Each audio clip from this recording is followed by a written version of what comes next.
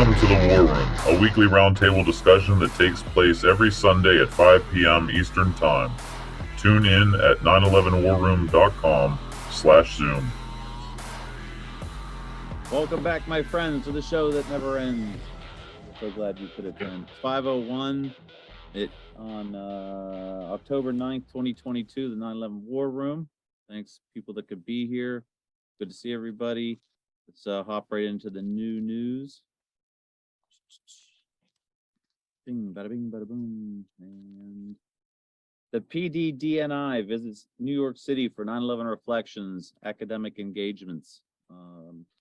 The Principal Deputy Director of National Intelligence, Dr. Stacy Dixon, provided keynote remarks for the National Counterterrorism Center's Reflections on 9/11 program and met students in City University of New York's Grove School of Engineering and the High School for Math, Science, and Engineering in New York.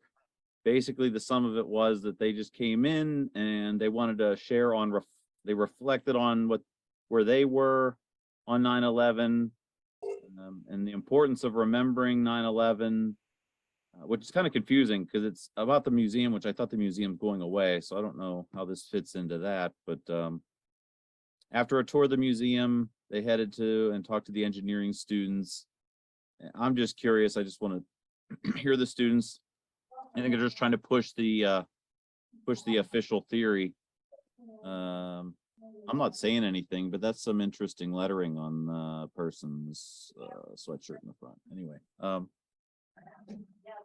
so I think we should try to. I'm going to try to send a letter, an email to these folks because they're just going to stick with the official theory of what happened on that day, and they're just propagating the official story.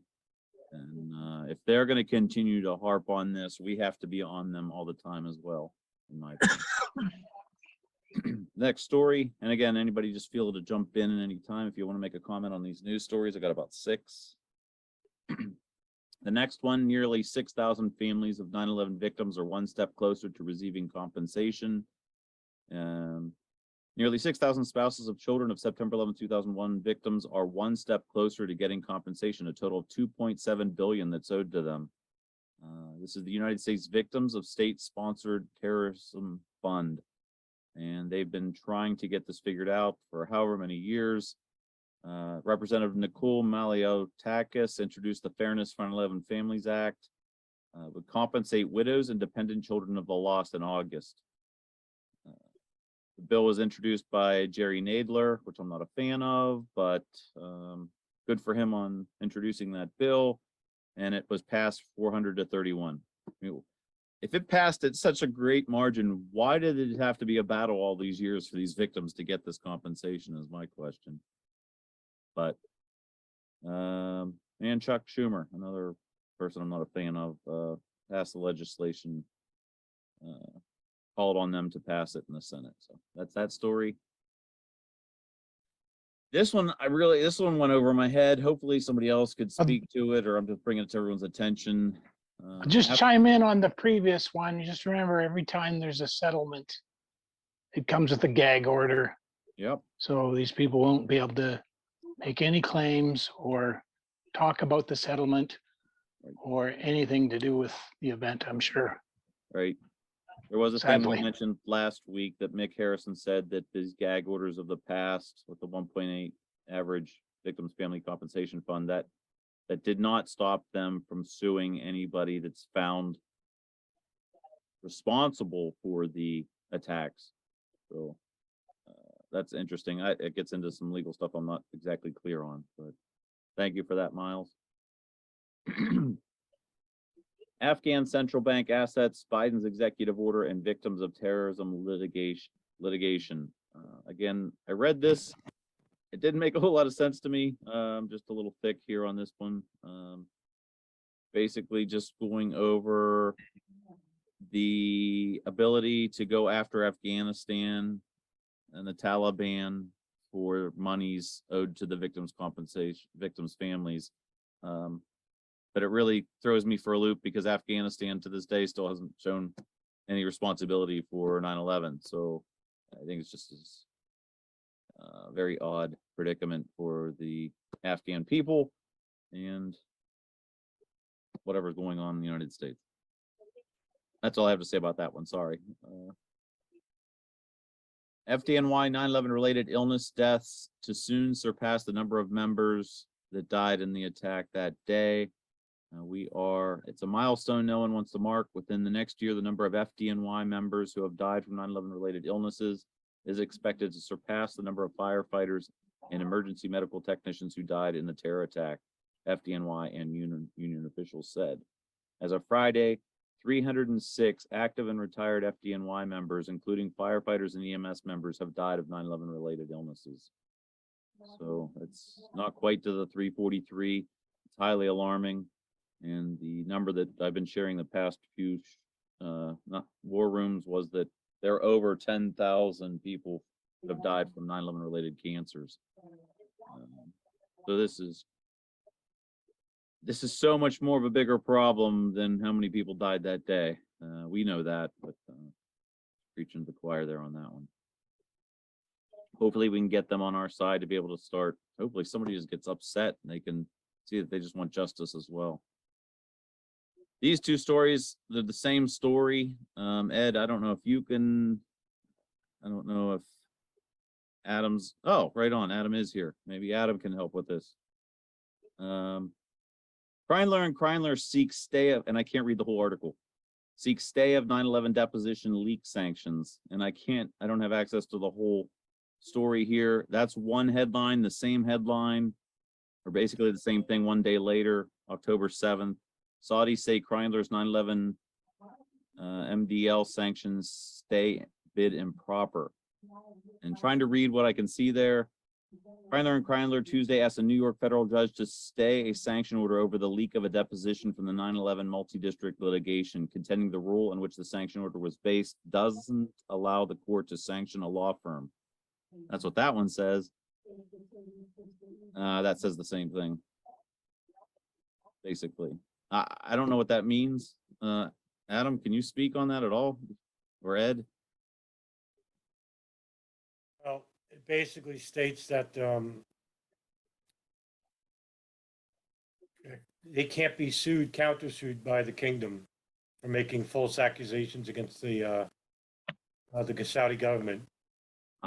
Saudi government is still denying even the recent declassification of Executive Order 14040, which is Operation Encore.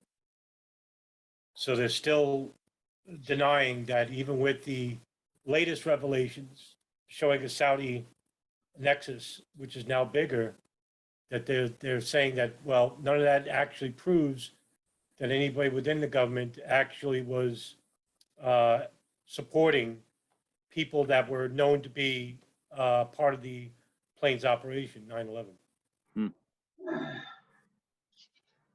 Thank you for that. I know Adam's been doing a couple of videos. I have not watched them on, I think, Operation Encore that you just mentioned. There's some new stuff that's been coming out, and he's definitely on top of that. This again, for those that don't know, this is the avenue where Kraiijhagen and Motley Rice are trying to go sue this Saudi Arabia to try to get justice for 9/11, which is a separate avenue than what the Lawyers Committee for 9/11 Inquiry is going. But you know, whoever can get justice for 9/11, hats off to them, however they go about it. Thank you, Adam. That's all I had for 9/11 news, unless anybody else has something. So I'll open the table up. Anybody else have anything new? I have a couple of things I want to talk about. Okay, Al, go ahead. Well, first off, Sue and I are going to the Veterans for Peace on tomorrow, the Smedley Butler group. And they're really struggling to survive, I guess. Whoever was heading the group has left. And so our purpose is just to go and support them. And if we can broach the subject, we haven't had a lot of luck with them in the past, but one of the things that, and I'm going back to last week's call where I made the point that the whole neocon timeline and this war in the Ukraine has gotten so out of control. And I don't know if anybody happened to listen to Bolton, the guy that was the neocon that is advocating for assassinating Putin. And this guy's a maniac. I mean, he basically has been, from the beginning of 9/11, part of the Project for the New American Century, and been in every administration since. And it's incredible the guy's still around. I mean, he is a lying criminal in my mind. And so back to the point that these guys, the Veterans for Peace in Boston, that's the Boston chapter, are really important. And I'm, trying to get, as I mentioned, the peace groups out on the street and accepting us as one of their members. And so that's what we're up to. And hopefully we'll gain some traction with them. Sue was actually a former member, or had been a member, loosely affiliated, but not through Boston 9/11 Truth. But anyway, I would urge everybody out there to get involved if you know of any groups in your own community, peace groups, because this is I don't see any happy ending to what's going on in the Ukraine. And I don't know if you are familiar with Jeffrey Sachs.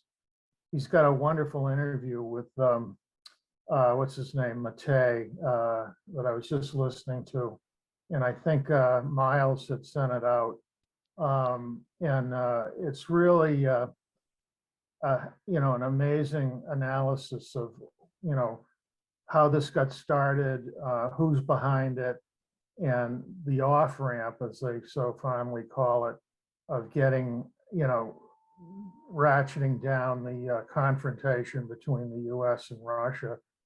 But this is a major war,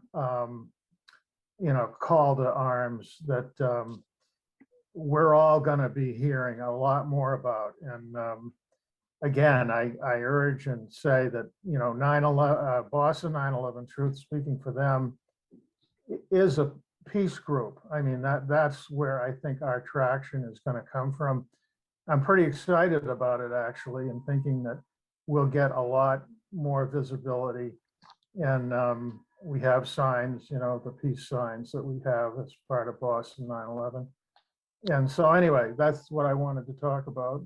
You can say what you want about it, but it's a new direction, and one that we tried to pursue years ago, where we were, with the Iraq War. And again, we were perceived as a right-wing group, and basically drummed out of the socialists and the left-wingers. And so, we're not going in with any political agenda at all, other than peace through 9/11 Truth. So, end of story. Thank you for that. Yeah, it's definitely escalating with the bombing of the bridge over to Crimea. Yeah, fasten our seatbelts. Who knows what's going on next? Cayle and Myles and Kurt, do you have a question for what Al brought up? Cayle first. Yes, I do. Are they out here too, Al? And Hawaii? You mean the Veterans for Peace? Yeah. I don't know. I'm not all that familiar with how many cities have affiliations. They have affiliations with, but they are, I think, in Washington. They're, a bunch of East Coast cities, but oh, there you go. Okay. Because out here, we're surrounded by military base. I mean, we have every military base, including the Space Force, is out here on the islands. Uh-huh. So I mean, we're just surrounded by veterans, you know. Are Well- they familiar with the Great Reset that they're trying to form a global government? There we go. I There's doubt two it. I right. mean, they're pretty close mouth about anything other than being a peace movement. At least that's been our experience. Mainly trying to stop these illegal wars, right? Right. If Okay, I'll anybody's look. interested, Thank the Veterans for Peace website, they have a link for chapters and contact chapter listing, and they do have 2 chapters in Hawaii. Oh, there you go. Okay. So, Ann Wright and Pete Doctor. There's an extensive list here. They have a lot of chapters all over the United States. That I didn't know. Check it out. Thank you. Myles. Yeah, what I'll do is I'll post the links to the gray zone items that Alfred was referring to with the interview of Jeffrey Sachs. There's 2 parts to it. There's one related to his thoughts about where the virus came from and how we're not being told the truth about that. And then as Alfred talked about, he's very succinct, Jeffrey Sachs, very succinct and concise about this situation in the Ukraine, which is a war between NATO and Russia. We can't kid ourselves about that, he says. And he also makes the statement that, you know, we are, and when I say we, I'm saying NATO, US, of course, is the big player in the game, but we're all part of a war machine. And the Russians citizens are part of a war machine too. And they've got corruption over there as well. And so this is really, you know, us coming together to battle corruption. And as I said, pardon me, Jeffrey Sachs is, first of all, very well-renowned US thought leader, professor at Columbia University, has been in international relations for decades. And again, he said, we're part of a war machine at the top, right?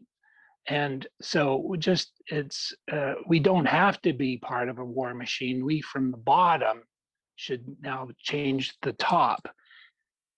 We need to, you know, because they're not this, he identifies that we're truly not democracies when we have leaders who lie. You know, I have this book by John J. Mearsheimer that I think I showed last week. And just like to wrap up in this little soliloquy, talking about, you know, this motivation, where is it coming from in all of us? And we can call it God, or we can call it the unconscious, or something, whatever your religious faith is. But I just want to share this with everybody. It had me in tears. Well, I might be interrupting you, but go ahead. Okay, you got your 5:20. prayer coming up here in a second. But here's what happened to me not too long ago. All I had was this receipt to write down what I was experiencing. And to me, this is a synchronicity. So the time is 7:57 in the morning. 7:57, you know, we know what that signifies.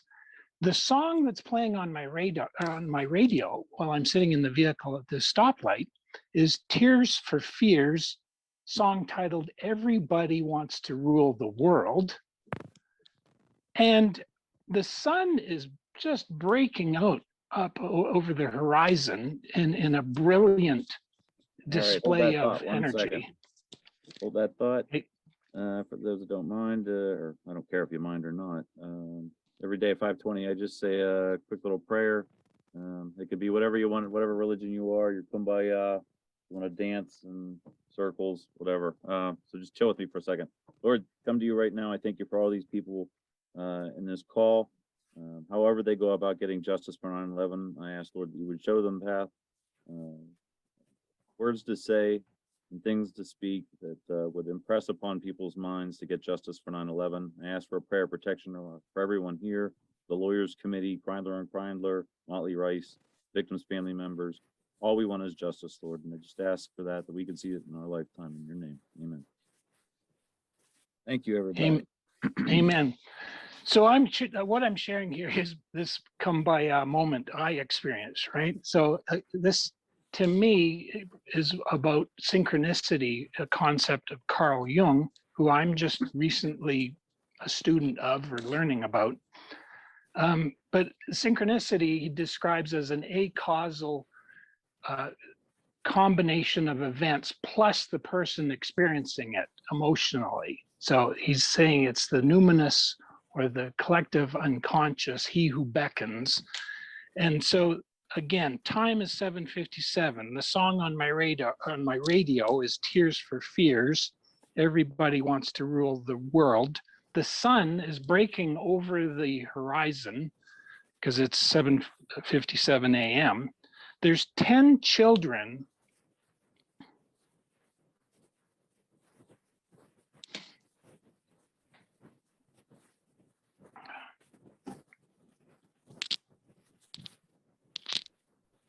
So there's 10 children.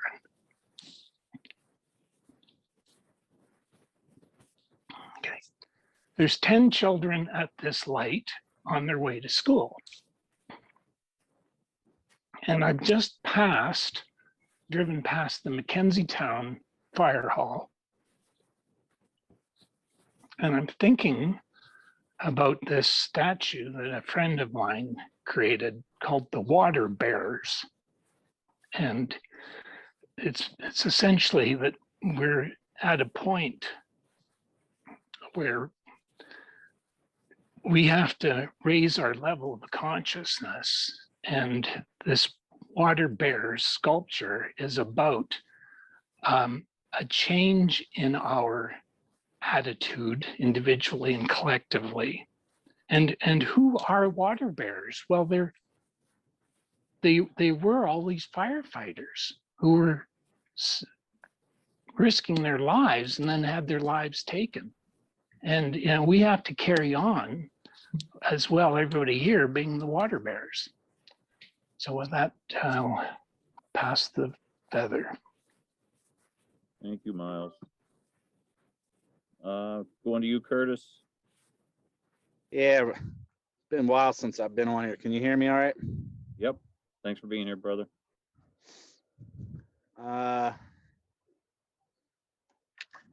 So I haven't been on in a while. Like I said, I just jumped on, heard somebody mention about you guys are trying to go to Ukraine. People trying to support Ukraine to push your cause. Is that correct? No one here is supporting that. No, I said I thought. Let me rephrase the question. I thought I heard someone say that you were trying to spread your word about what you guys are doing to the people who are protesting or whatever you want to fucking call it for Ukraine. So war what's protesters. happened? So Al is from the Boston area, and we got to think of our demographics too. A lot of liberals from that area, a lot of anti-war people. So Al is attempting to use their history of being anti-war in that area to be able to bridge. Oh, okay, yeah, I get it. Okay. I was just gonna, hey, amen, dude.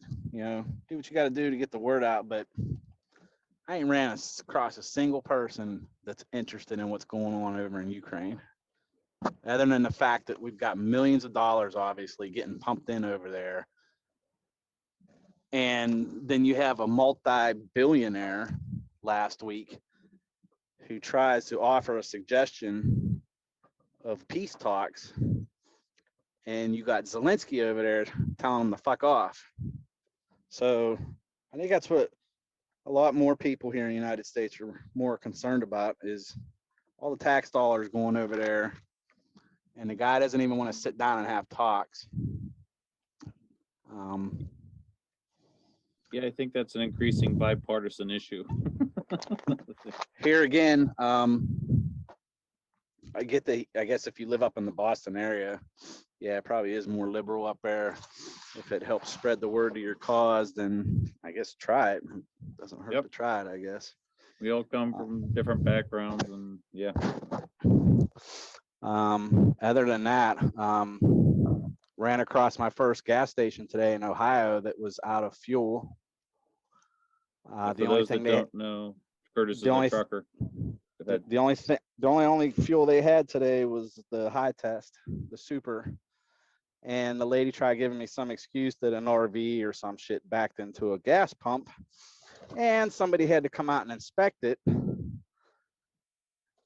That's why they couldn't offer the 2 lower grades. Well, I went out and looked at every single pump that they had. None of them were damaged. And if somebody backed into one of those gas pumps and they had to shut 2 of them off, wouldn't you think they would have had to shut all 3 of them off? I think she was lying to me. Thank you for But that. my last thing I want to bring up is the last week and a half is probably a little off subject, but any of you followed the 13th letter of the alphabet?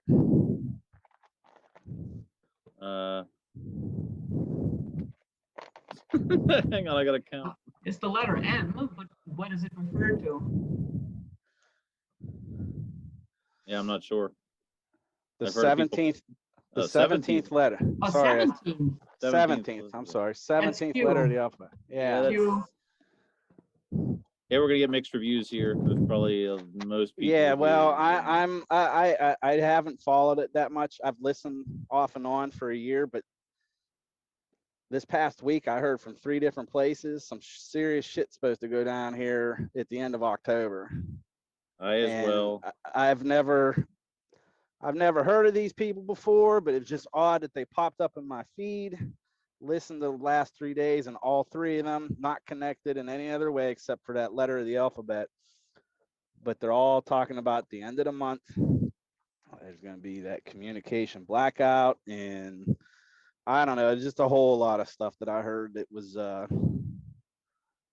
really scary. So Yeah, well, the day that Q makes an announcement that actually comes true and happens, you may have my ear. well, But I don't know. until I've then- been trying to connect all the dots. I mean, you listen to some of the speeches, like the one he gave last night in Las Vegas.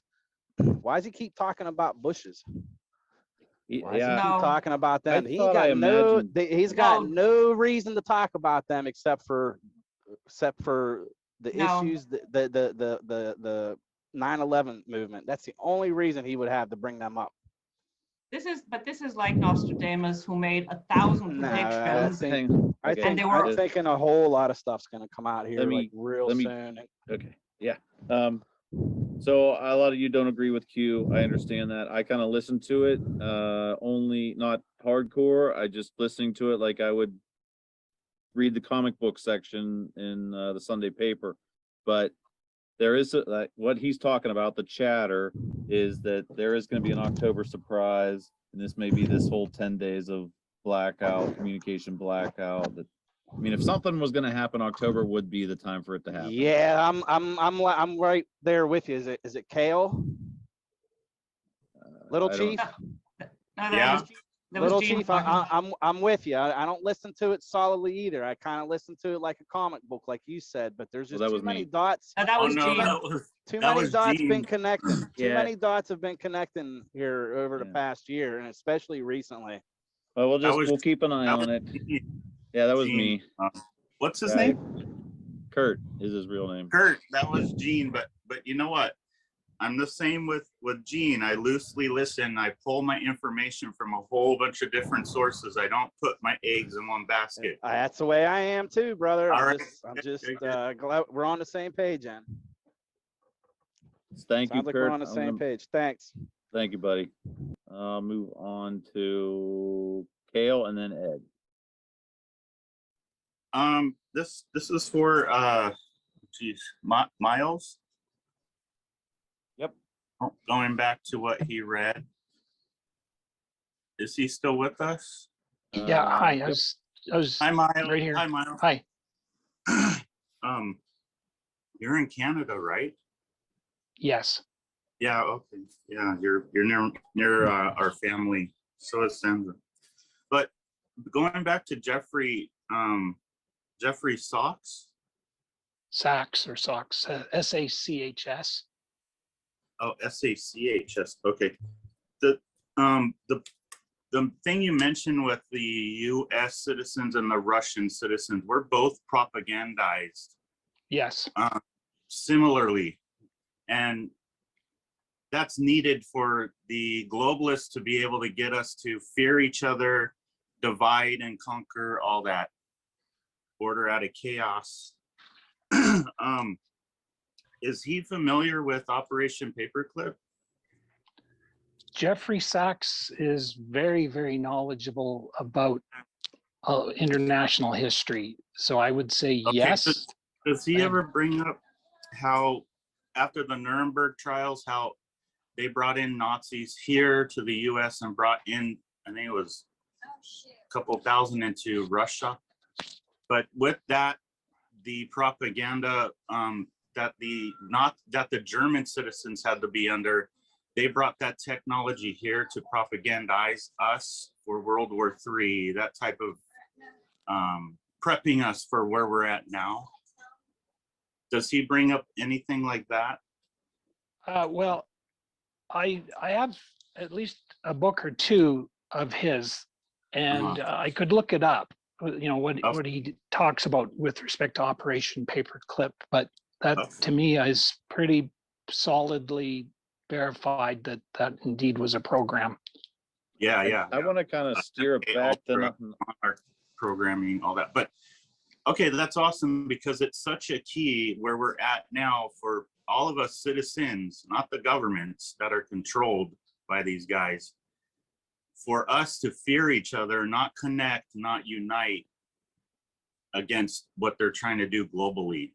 Not say Russia's trying to do globally or China's or the US is trying to do globally, the ones that own us all. All right, thanks, Myles. You bet. Thank you. Before I go to Ed, can we kind of get back to 9/11? I think we're dancing outside the lines a bit much here. I appreciate it though. I thank you for that. Ed, you're up. Yeah, thank you. Yeah, I wanted to talk a bit about the Operation Encore documents and the what's being discovered anyway. I know Adam's been working on a lot on this and been reviewing a lot of those documents. I don't know how far you've gotten so far, but I guess it was revealed to me by Adam, and you can speak on this, Adam. I guess there's over 5,000 documents that's been declassified. And give us like the short, simple version, and then get into what it is. Well, I'm gonna hand it over to Adam, but I wanted to point out something because I think it's important. The so far what we're he's going to discuss what we're finding, but I want to make sure that there is if we're looking at a controlled demolition sort of scenario with the buildings and we're trying to find suspects with respect to that, we have to start once Adam goes through it, you'll start to understand why, but we have to start looking at how to make the connection between what we're discovering with the Saudi involvement and Omar al-Baimi and people like that, and the World Trade Center destruction and controlled demolition narrative. So we have to figure out. I just want to make sure we understand the context and be able to, when you're looking at a controlled demolition scenario, keep that in mind when Adam discusses the Operation Encore element of this, because we have to figure out how to put those two together, because right now there's not a big understanding of the Operation Encore and the Saudi element. So it's important that we kind of open ourselves up to that a little bit and see about how to make that connection. And Adam, I'm going to turn this over to you, let you kind of update everybody on the Operation Encore in a simplified version, of course. Yeah. Yeah. So Adam can get in pretty heavy, and I respect that. So if you could, I don't mean to say it this way, but I do. Could you dumb it down for us? No, I understand. So I want to make something clear. What I'm telling you is not the official narrative. See, there's a misconception here that people think for the official narrative, because I believe in hijackers and hijacked planes. What you fail to understand is what I'm telling you right now wasn't part of the 9/11 Commission. It was actually covered up by the FBI under orders from the State Department. So everything I'm telling you right now isn't part of the official narrative, even though I don't even know what that is, because it's an incomplete one. That's what's missing in the 9/11 Commission report. That's what's missing in the FBI pen bomb investigation and in the Inspector General reports of the CIA and the FBI. So Ed is right that the latest declassification came from the Biden administration under Executive Order 14040 last year. And these pages have never been revealed because this operation called Operation Encore was a follow-up to a previous operation called Pent Bomb. It was the FBI's investigation into Saudi involvement of the hijackers out west. If I may interrupt real quick, sorry to keep interrupting, but I just found an interesting fact from Mick Harrison that Pent Bomb investigation, the title PENTTBOMB, and I think Ed, you agreed that somewhere in the history that stood for Pentagon, the PEN, and the TT stood for Twin Towers.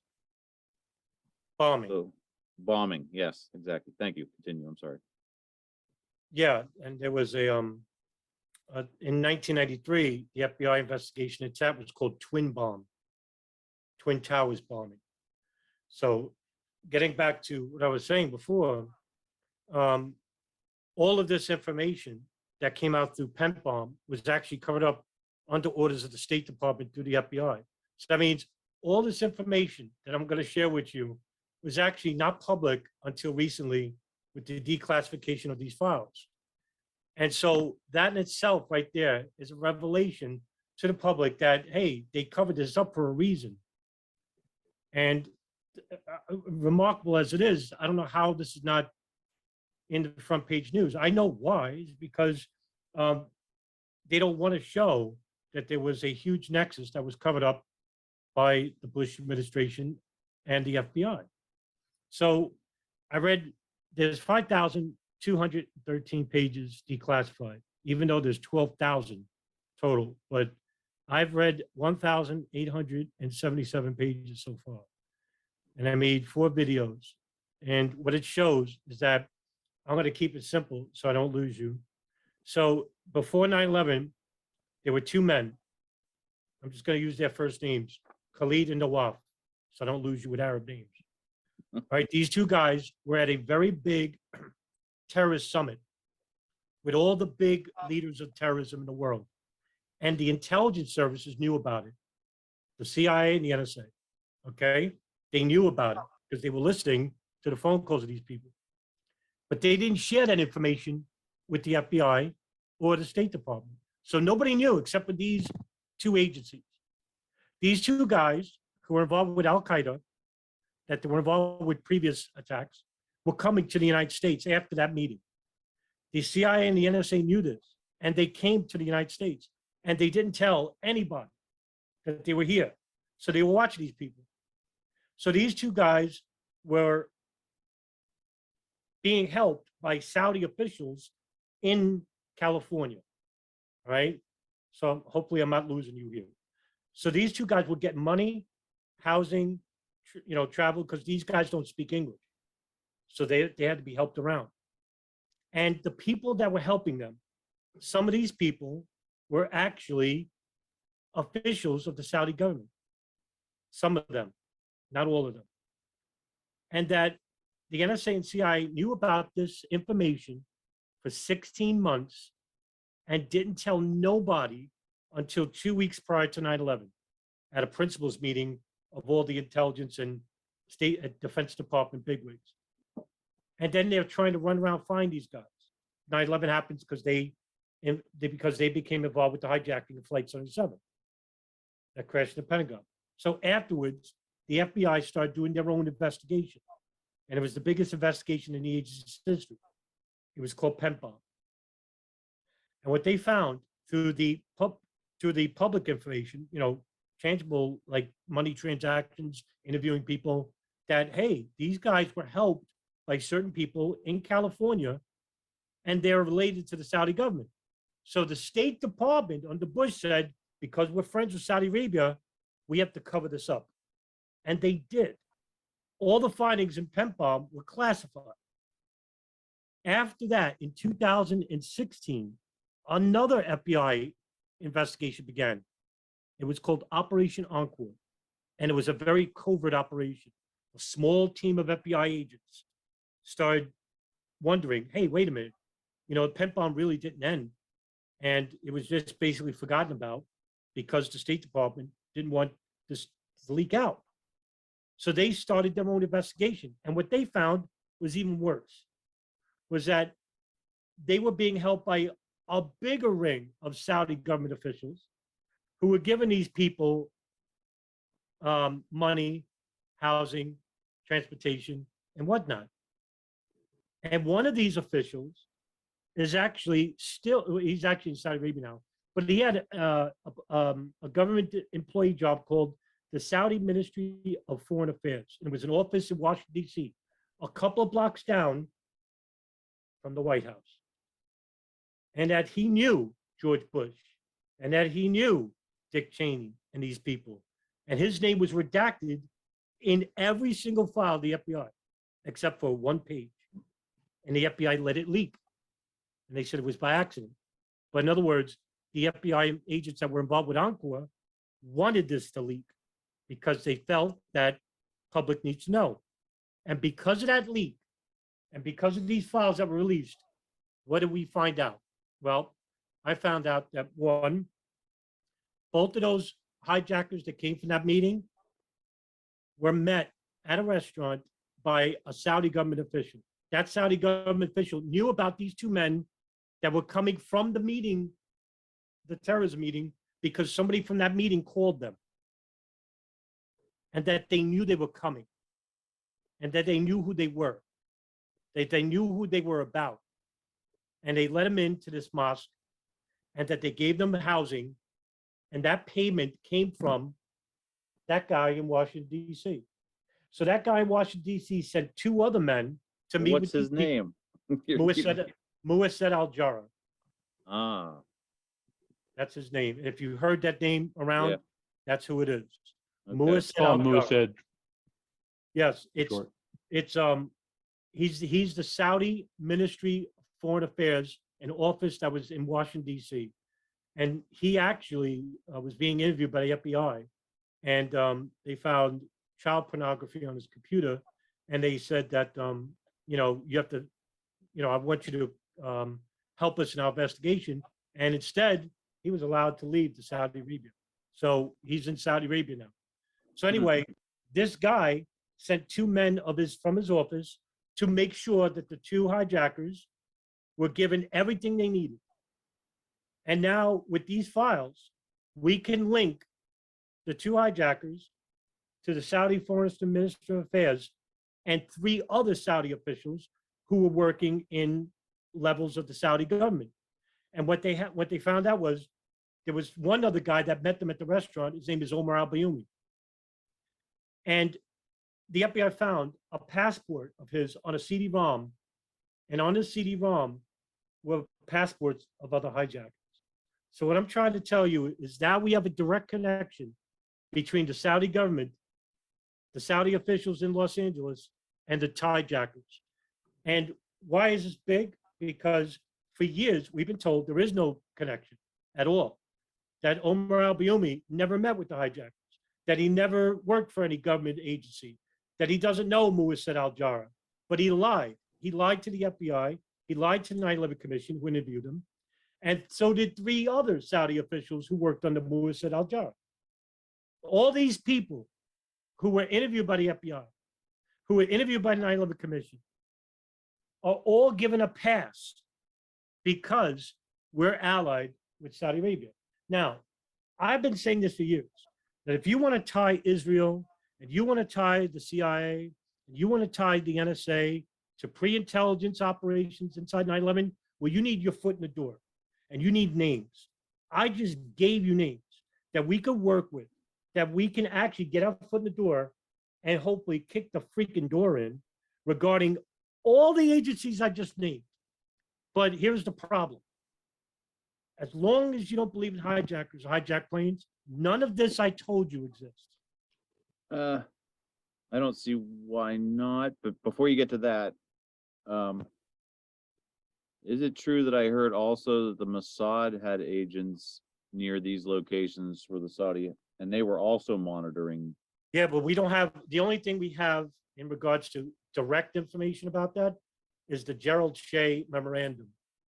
And the Gerald Shea memorandum is, Gerald Shea is an actual lawyer out of California, I think California. But he did an independent investigation on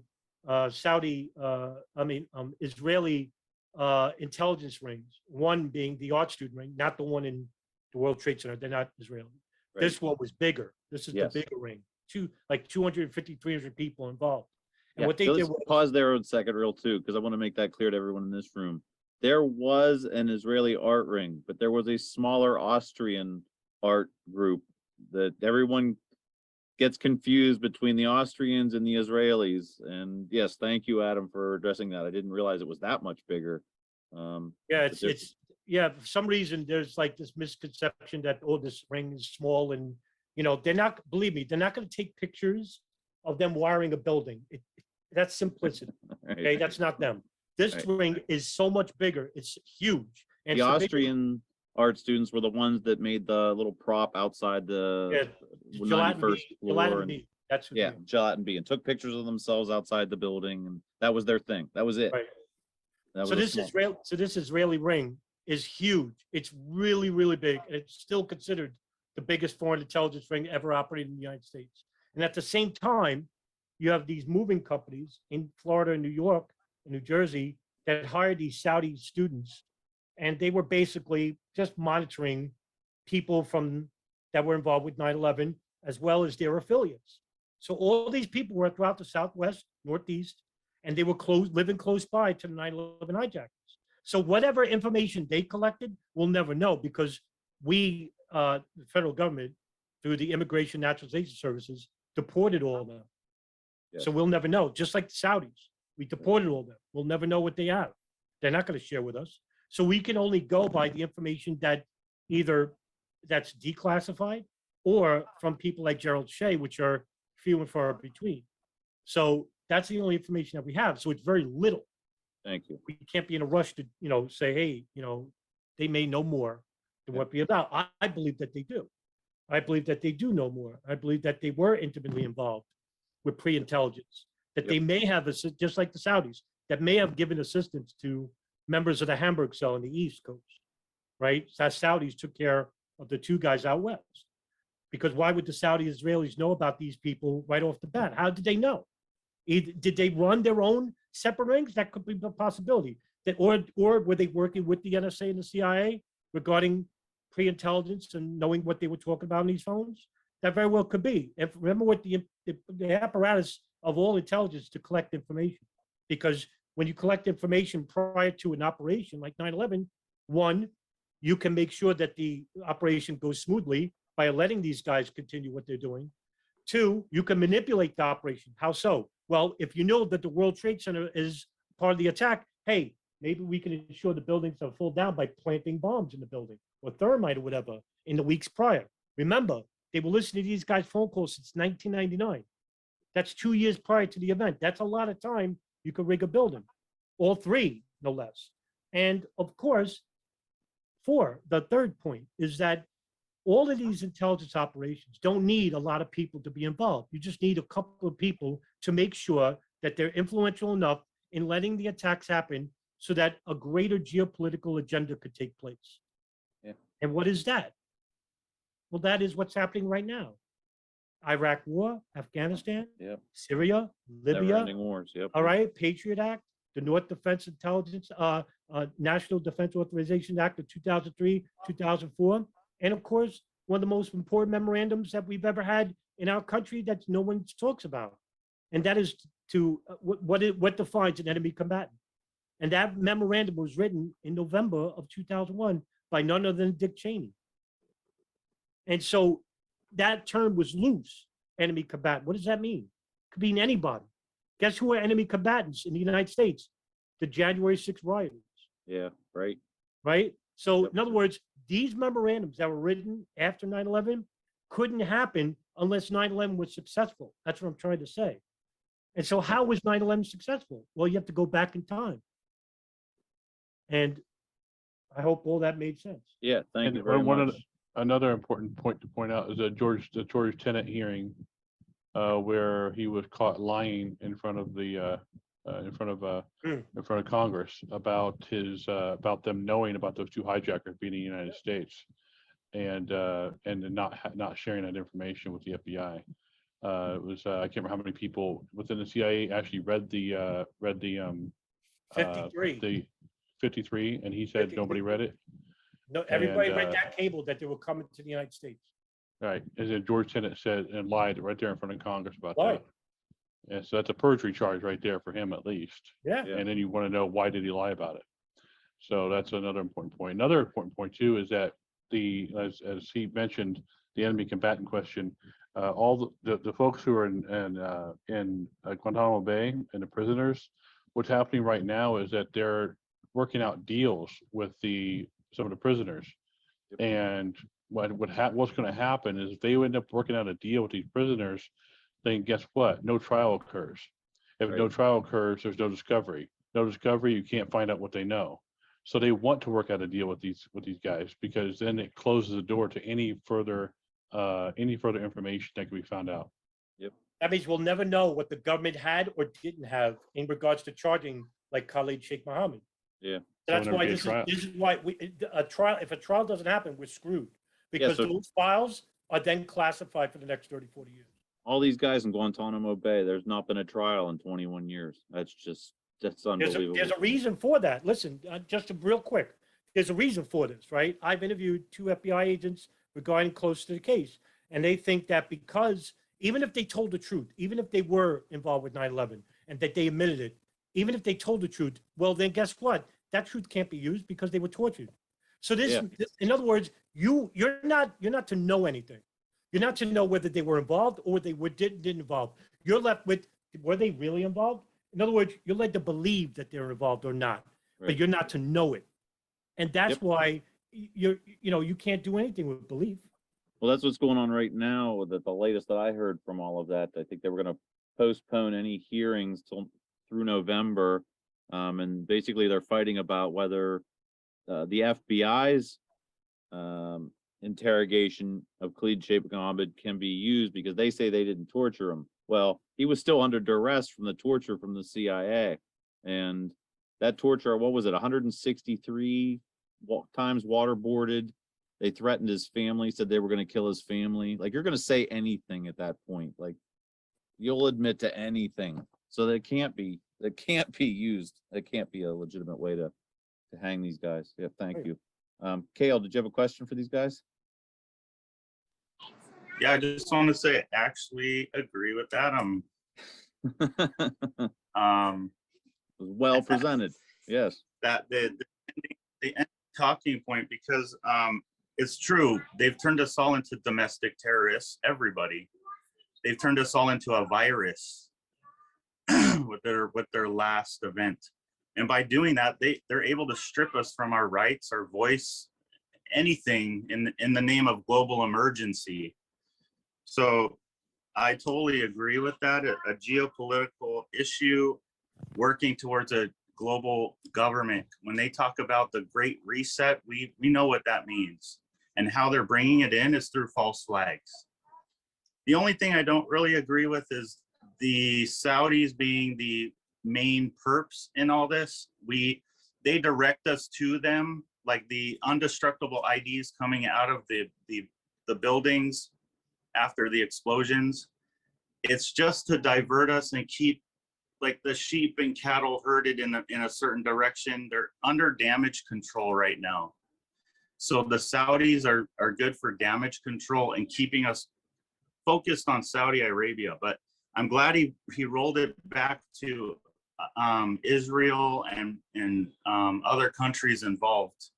because Cool. it's not just the Saudis, and it won't be just the Saudis. That's what they want us to. They want us to follow that line, I don't want to and speak they've for him, but I always don't laid think it out.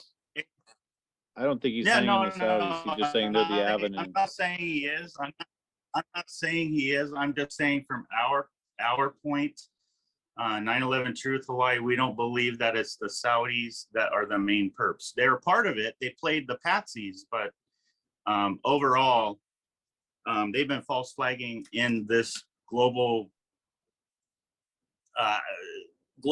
emergency, global government. I don't know how you want to put it together. The Great Reset for years, for decades, they've been false flagging it in. So they need world chaos to bring in world order.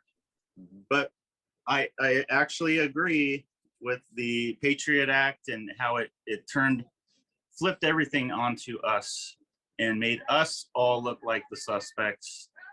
And now we're all a virus. So, yeah. That was good. Thanks, Adam. Thank you. Right now, as best as you guys could say, who are the main financiers for 9/11? I heard the ISI had something to do with that as well. Saudi Arabia. You want to speak on that at all? CIA.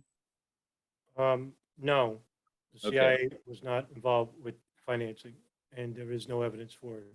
Pakistan, only because there was a wire transfer between a known Pakistan militant with connections with the ISI, Omar Saeed Sheikh, Yep. who was given $100,000 to Muhammad Atta. That's it. But the rest of the financing did come from wire transfers from known Al-Qaeda links like Mustafa al-Snawi, who's in Guantanamo Bay. But does that explain that all the financing came from them? No, because when it comes to black operations, you never know like who's giving money to who and where it came from. You can't, trace cash, but you could trace wire transfers.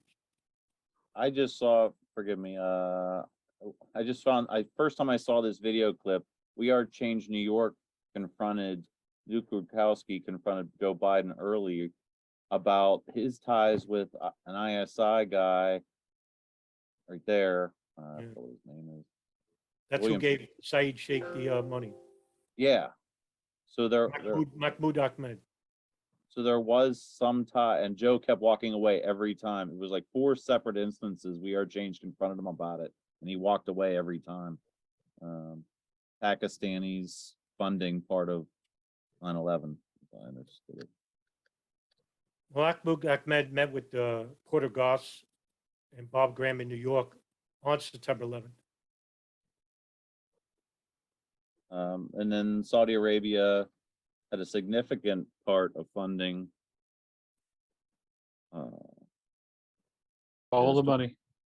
Yeah, follow the money. It's where you could get your foot in the door. Thank you. Ray, you have something? Yes. I'll put on all the communications. Okay. Hello, everybody. Just one big small question for you, Gene. The Zoom meetings that were not uploaded are going to be uploaded. Yes. I checked. Okay. Eventually. I hope so. Yes, I hope so. Thank you. Getting back to the Operation Encore. It was initiated in 2012, I think in Florida that it was initiated, and it's focused on proving connections with some Arab person with the hijackers. That's the main theme of the investigation, is it not? Well, they're not just one person, but numerous. Yeah, but his arrest initiated this Operation Encore in investigating this further. If there was a connection between the hijackers and this arrested person, is that the basis of the investigation? Where did it start? What came out of it is another thing. Where did it start? What was the focus of who initiated the investigation? So I made 2 screenshots that give an idea of when it was initiated, and the DOJ attorney and a lot of people were they subscribed to this investigation, that it had to be done. And then the second one is why was it done? Is to prove links with this arrested person who is blank, with the potential hijackers. That's what I got out of this. You know, if I read things, I try to think why was this investigation initiated in 2012, but we still do not have all the reports from the pen bomb because they are classified. So there's a classified part of 9/11, which that investigation started on 9/11 itself, and then this investigation was set up by some attorney and to investigate the connections between blank and possible the Hamzi and Mithar. That's what I get out of the whole Operation Encore. Is that a good analogy of why they started this Operation Encore? It was actually just a follow-up. Some FBI agents were not satisfied with the pen bomb report because nothing came from it. So a small team of FBI agents, one of them was Daniel Gonzalez, who actually took it on his own initiative to start another operation that was much more covert, and that was Operation Encore. Yeah. So this way they wouldn't be interfered with by the federal government.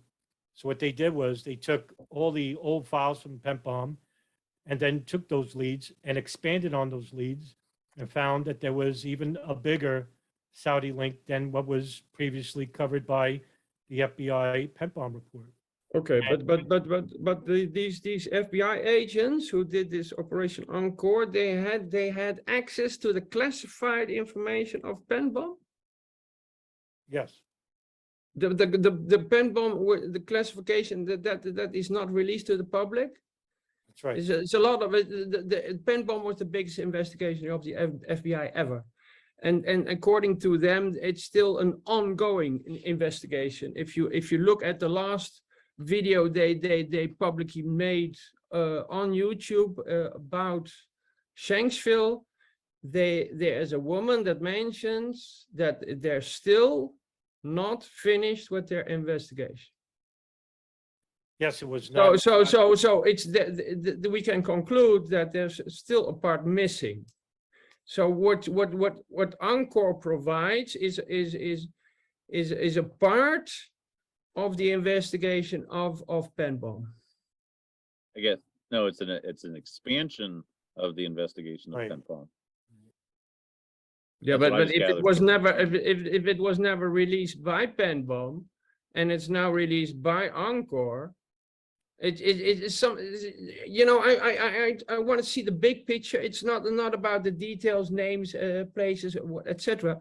It's about why investigations are started, who starts them, and you know that there's always a motive of getting into this, and I think the arrest of this person in Florida was the motive to start Encore.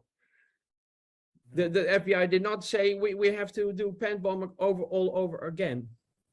No. Maybe there was a good guy in the FBI. I don't know.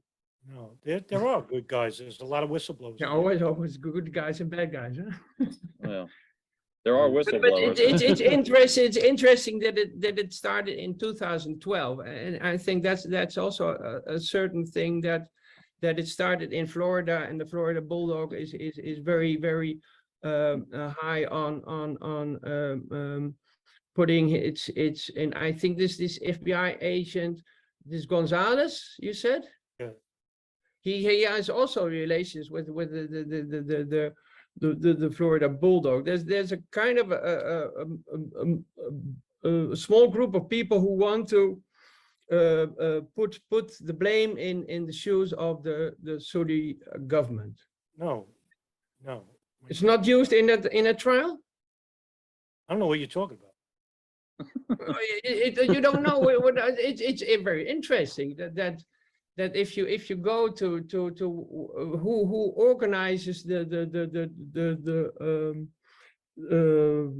defense or the prosecutors of it are prosecutors of the family members. These are also very connected with the Florida Bulldog. What do you? There's a kind of a small Wait, I'm group. confused. What's a Yeah, Florida I have Bulldog? no idea. I have no idea. Florida Bulldog is one of the most notable media organizations in Florida who writes about Saudi involvement in 9/11, and they are calling for the release of a lot of papers, and there was a FOIA request which was made to release Operation Encore. It didn't come out of the blue. No, It was asked for. First of all, Operation Encore was on. First of all, it was released by the victims' families, pressured the Biden administration, and it came through an executive order 14040. All the releases, the classification of Operation Encore came from that. By FOIA. No, from the executive order. By So- demand. From the 9/11 victims' families. But there was asked, who asked for them? The family members asked for them? Yeah. Yes. Yeah. Yeah, but there was a FOIA request for that made for that investigation. No. And you can, okay, then maybe I'm mixing it up, but I just you know, I investigate, I listen to a lot of things, but it's interesting that for me that there is still a lot missing from the pen bomb investigation, which I find that is more about the technical aspect of 9/11 instead of the what I always call the name calling of 9/11, because names do not, you know, it's not my thing. It's Thank you, Ray. okay. Move on. Dig into that, see where you might have got confused, and then let us know next week. Let me clear that up. Thank you. Ed, what do you got? You're muted. Yeah. Sorry, I actually lost my train of thought after that. I'm sorry. All Believe it good. or not. No, it was it's a shit, take somebody else. I'll have to come back to that one. Cayle, Jesus. we'll come back to you. Yeah, I just, for the record, for 9/11 truth, anything that is declassified, we take with a grain of salt. And we wouldn't be in this position trying to figure it all out as citizens, what the hell happened. So whether they're declassifying, the government is declassifying their information or not, we don't take it as 100% proof of anything. You know what I'm saying? So it's good to review it. It's good to learn about it, but yeah. Fair enough. Diversion. Thank you. Point taken. I remember. You remember yet? Okay, go for Yeah. it. Yeah, basically the idea that shit, I lost it again. God damn. Sorry, there's so much shit going on in my head right now. It's like I want to hold on. Yeah, hold on. Yeah, Go to Adam next. Or you got it. I've never been speechless before. This is pretty funny. No, okay. The idea that the thing we have to focus on is it's the fact that there is information that has been declassified.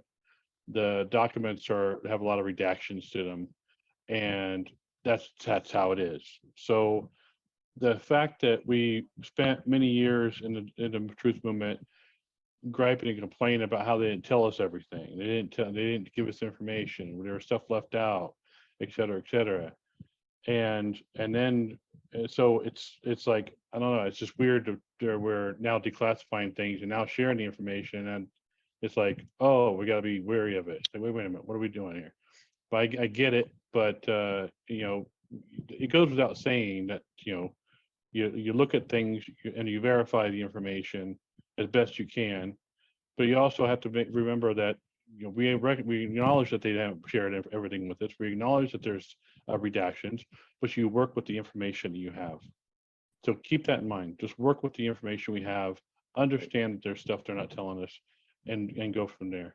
So but you don't use the fact that they haven't revealed any specific information as an excuse not to look at what they've already revealed. I got a perfect example for that, and I really don't mean to open up this can of worms, but I gotta say it. So we hear a lot in the 9/11 truth movement. There were not any plane parts. There were not any plane parts. They don't have any evidence of any plane parts. We all have seen the pictures of alleged plane parts. What we don't have is the catalog from the government logging those plane parts. They definitely logged them. They definitely kept files. There's been multiple FOIA requests from David Cayle. I heard personally, he said he had multiple FOIA requests for these catalogs of the plane parts found, but the government won't release them. So it's Can I not ask you a that we, question about that. yeah, go ahead. What when you say, here's the, I had a job where I had to collect evidence, and I if I remember right, the form called a DD form 241 or something like that. I can't remember off the top of my head. It's been like 25 years, but that was an evidence tag. Okay, and we take the tag, you fill it out, and you collect the evidence, right? We never filled out, whenever we collected that, we didn't fill out a catalog. It was just the evidence tag. and that That's a was the word record. I'm using, yeah. Okay, that was the tag. So it depending on what people, so when people talk about and use that language, it's very important, because if you're doing a FOIA request for evidence log, it may not exist, because I don't know of an evidence log. I know there's evidence tags and DD form 241s, et cetera, but unless you're asking for that specific information in the FOIA, then it's going to be very difficult to actually comply with that. So so keep that in mind. So I don't know where this idea comes from, that they with a specific type of logging that's required with respect to the collection of evidence. And also too, you got to remember there's a practical aspect to it too. When you're collecting, when you have an event like that, there's a practical element to it where you're not going to pick up a piece of metal that is maybe a couple millimeters big, and then how do you catalog it? It's like, how do you identify just one piece of metal by 2 millimeter by 2 millimeter or whatever? How do you even catalog it? And if you're picking up millions and millions of pieces of metal, or even thousands of pieces of metal, do you have an evidence tag for each one? Yeah. So you got to look at the practical elements to that. And they're gonna sit there and they're gonna conduct that investigation. And they're gonna conduct the collection of evidence in a way that is conducive to the investigation and also to the practical application of the resources that are available. Right. Thank you for that. I mean, right here, let me share the screen. Here I don't know why this stupid, there it is. Government exhibit P20003001455A. So they logged this somewhere. Well, that's just a photograph. That's a logging. That's a photograph. Right. It's an evidence exhibit. But that So the piece photo, right so they there, took that right. piece should be in some warehouse somewhere, sitting, but they won't let us know where it is or what it is, or well, maybe, or again, you got to look at the practicality of it. They have the photograph of it. There could be some affidavits associated with that piece of evidence, and then after you get the affidavits collected, you get the expert witnesses on it or whatever, then you can, this evidence is going to sit on it. In other words, if you go to trial, are you going to bring that into the courtroom and actually submit it as evidence? As a one big, are you going to bring the whole plane into court? No, you're not going to do that. You're going to, they're all I going know to is use that it for purposes. I've heard from David Cayle that they've had multiple requests to get this, and I'm using the word catalog. Sure. This list of parts found, and the government refuses to release that list. So, Yeah. thank you. I got no worries. Anyway, it's just something to think about. Yep. Adam, back to you. Yeah, Nope. just want to talk about cataloging and evidence. I really when I don't want to interviewed- get into the Pentagon, but go ahead. No, no. When I interviewed James Schwartz, the Pentagon incident commander, he told me that when they would find like human remains, they'd have a flag, a different color flag. They found plane debris, they'd have a different color flag for that. And so the stuff that was collected by either the FBI or someone from Dover Mortuary, who was in charge of collecting human remains, that they would go to those two entities. And those two entities collected that information, and that they would have to go through a classification process of having people from the National Transportation Safety Board, for example, to identify that that part came from that plane.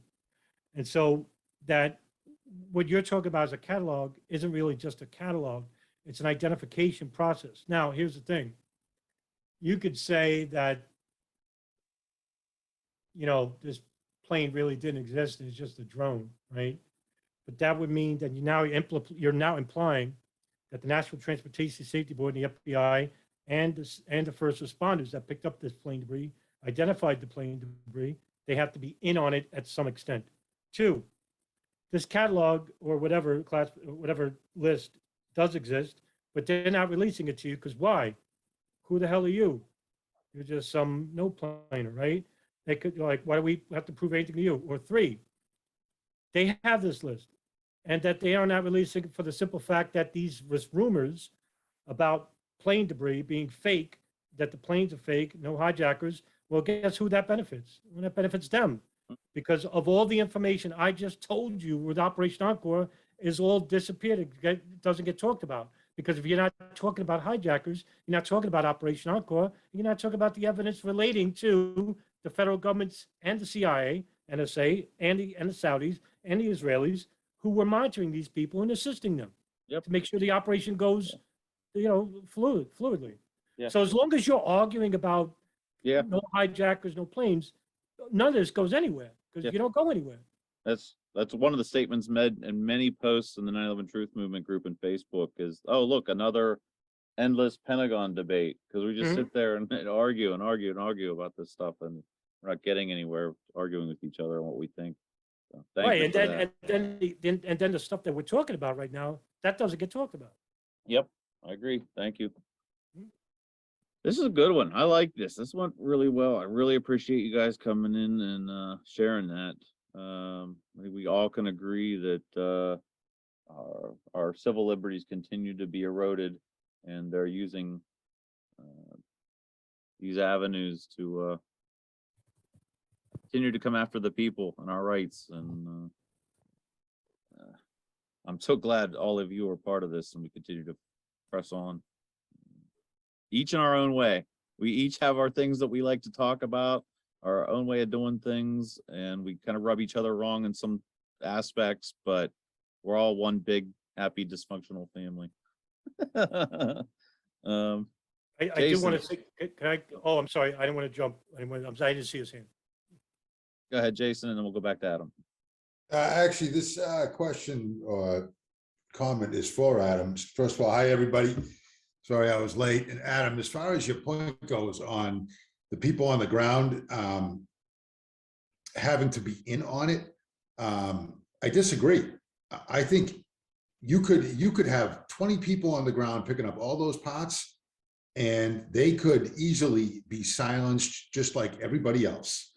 You don't have to be in on anything. The one phrase I am so sick of hearing from people I talk to, and I talk to everyone about 9/11. Most of the people I work with think I'm crazy for it, but I talk to everyone. And they all say the same thing. Somebody would have said something.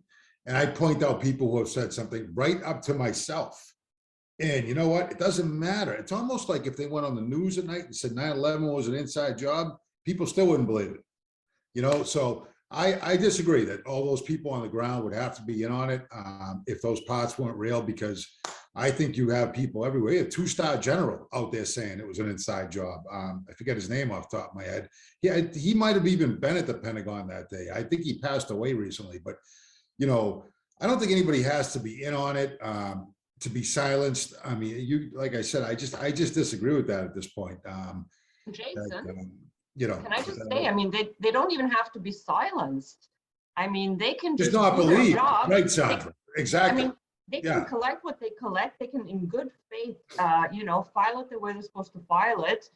If, you know, the people at the top decide to do something else with it, or to hide it, or to replace it, or to misfile it, or to do whatever they want to do with it. Exactly. That has nothing to do with the people on the ground. And I'll come back to the Manhattan Project. You know, 110,000 people, and none of them knew, or none. Only the people at the very top knew what this was all about. How about World Trade Center 7? How many people still don't even know about it? Still to this day, 47-story tower went down. They still don't know about it. Can I say something? Yeah, sure. I need to say something about that, but that's going to take us off track, and I don't want to do that right now. But I want to come back to 7 because Yep. I'll do that later. So I'll defer to if you wanted to say something else, then go ahead. If not, then Adam. I'm done. I'm sorry. Thank you. Thank you, Adam. Yeah, hey, let me go in the reverse. So Jason, yeah, I would agree with you. But if you're going to say that they're silenced, well, it's good to just imply it. You have to prove it. So that's a problem. If you're going to have more people involved with being silenced, well, who silenced them and who told them to be silent? Who told them to go along? 21 years, and you got to have to make sure every single day of their lives they're still going along with the plan, so they don't talk to anybody else. How do you even possibly cover that? So that's a problem. As for the Manhattan Project, all those people weren't told what they were working on, so they had no idea what they were working on. They had no idea they were working on a nuclear bomb. I think Ed brought this up in a previous Zoom meeting, I think, regarding how that apparatus was even taking place. You had everybody secluded in an area that was away from the world, working on a certain area of the Manhattan Project, not knowing that there are other people working on other areas of the Manhattan Project. So they had no idea what they were working on. Yep. And then I actually wanted to talk with Alfred. Alfred said, does Adam dismiss the commercial pilot claim that hijackers were incapable of flying 747s, that remote piloting was involved? Well, that comes from Dan Hanley. Well, Dan Hanley makes a claim that I don't necessarily disagree with, is that to ensure that these planes actually crashed where they crashed, well, do you leave it in the hands of hijackers, right? Because you can act, those hijackers can, they're fallible. They can basically say, hey, wait a minute, you know what? I'm not going to go through with this. So in order to ensure that the planes crashed where they crashed, could remote hijacking could take place on some of those planes? Absolutely. That's something I never dismissed. And I told Dan Hanley that too. But the planes were hijacked. And we have phone calls made on those planes. And the people who are dismissing those statements are coming from people who just basically say it because they looked at 9/11 as an inside job and not as an investigation. You can't Right, just go right. in, Yeah. right. You can't. Let's not can't go base- there. No, it's all right, but I'm just saying. But you can't look at 9/11 with preconceived bias. All right. So, but yeah. By the way, those hijackers, some of them, you don't need to be experts to crash a plane. And all 4 of those flights, majority of them were on autopilot anyway. Yeah, we're turning this into a Pentagon discussion. I don't want to do that because it's been a great conversation so far, and I just don't want to get into the mud. I know you haven't. You did good. Just kind of, that's all the further I want to go with that. And I'm not trying to be a gatekeeper here. If anybody's gonna want to call me a gatekeeper, it's just this has been a really great conversation so far. I just don't want to get stuck in the woods if we're all starting to argue about what happened at the Pentagon. No, again. yeah, go ahead. I dig it. Thank you. Cayle, you have something? I liked your intro when Thanks. I come on. No, I want to bring up, you guys have heard of Operation Paperclip, right? Nazis coming to the United The- States. Yeah. Yeah, it's the legal importation of that- Nazi that scientists to the Connor- United States, and was it was actually the reason for the National Security Act 1947. Yeah, John F. Kennedy, during his administration, stopping a false flag event where they use media, newspapers, countless people on the ground to cover up a false flag attack so we can go in and attack another country when we're involved in it. But the threatening to keep people silent, these people are pure evil. We're dealing with people that are pretty much satanic. So they will threaten to kill you and or your family, your children, I don't know, your dogs, to keep you silent. So they don't have to follow you around all day long to monitor every word you're saying. All they got to show is what how they're gonna slaughter you or your family. That's how evil these people are. And that hold on, let me finish. That's how evil that's the type of evil that we're dealing with in this world. And you all know it. You all know this. People are losing their life left and right for speaking out. It doesn't matter where you're from or what industry you're in. They slaughter you. Okay. They go and they start wars, illegal wars, and slaughter other people from lives. So it's easy to keep people silent. Thank you, Cayle. Yeah, I think I don't mean, how do I say this? I'm just going to say it because I shoot from the hip. Adam is a self-professed atheist, so he's not going to believe in Satanism or not, but he would agree, I believe, that there are people that do not value human life and will. You know what I'm saying. Yeah, I know what you mean. I know. I just want to make that clarification that there are people that are psychopaths and they don't care people to get their agenda pushed forward. I agree. Yeah. We don't, there's no disagreement here, by the way. Yeah. It's one thing to say it, it's another thing to prove it. And I'm all about evidence. I don't care about speculation. And when I speculate, I say I speculate. But you're going to have to make the next step. If you're going to say that these people coerced or forced to do something and say something, you have to prove it. Prove it. Who? By who? I want names. It's good to, it's like I said, it's one thing to say it. It's another thing to know it. And I want to know something. I mean, yeah, we all say Dick Cheney's a murderous asshole. Yeah, And Bush even though he is. Even though he is. We know that he is, but That's we why gotta, we're all here. We want to know what's going on. That's exactly why we're all here. Yep. Exactly. Thank you. Ray, you got something? Yeah. It's what I refer to name calling. You know, it's him. You just point a finger, and it's very easy to do because you just point your finger at something you're not comfortable with, but it's getting back to 9/11. Just first plane hits the tower. I posted a picture. Let's just look at it. All right, I'll give you 5 minutes to go and back I to have one. No. explosions. I'm not gonna say anything. All right, I'm gonna very good. ask you all a question, and it's one simple question. Where did that dust come from? Was there so much dust in this building that it came out? Or was something formed to dust? This amount of dust, which is generated in this attack, is massive. It's not a small building. We know the Twin Towers were not small. This is massive amounts of dust. And I read the NIST report. And in that report, this dust does not exist. It's not there. It's not investigated how many cubic meters of concrete were demolished to get this dust, because it has to come from somewhere.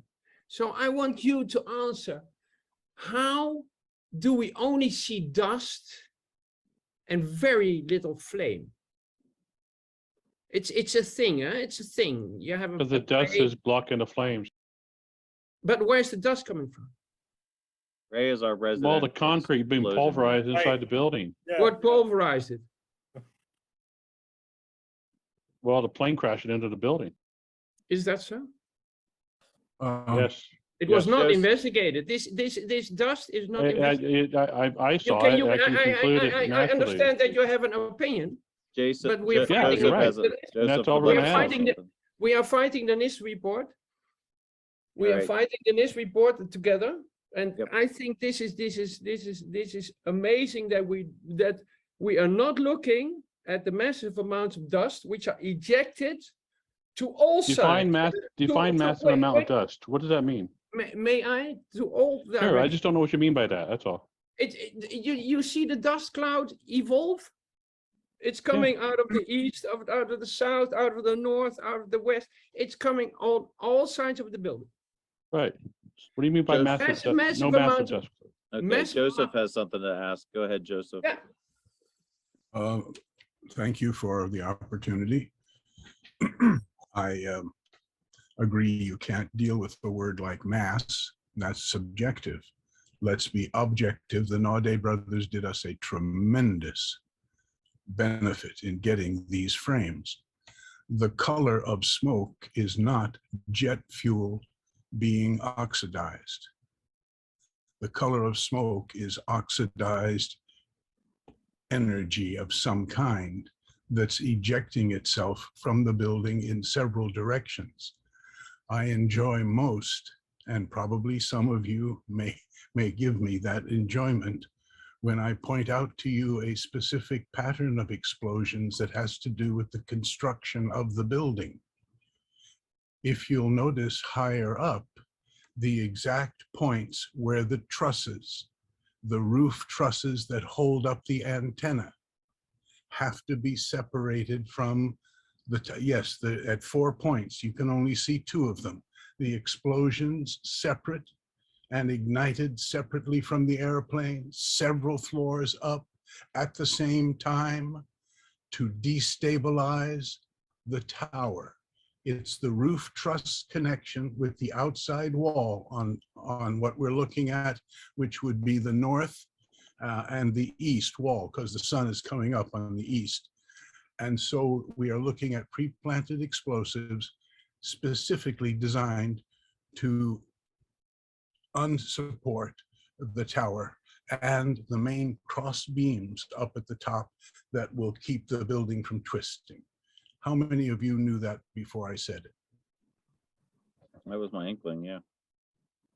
The plane coming in is several floors down. I'm talking about the little puffs right up at the top, right in the center of the top floor. There we go. Thank you very much. Is that mine? No, that's, I don't know. I found it on the internet. It might be yours.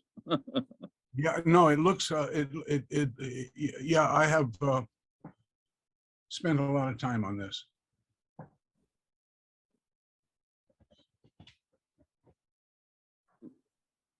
Whoops. I lost my other screen.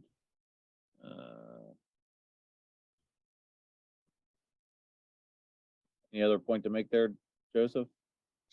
Just that's ordinance. That kind of smoke ejection is ordinance. It's not furniture. It's not, there wasn't that. It's not jet fuel. The things that we know already. But I just like the.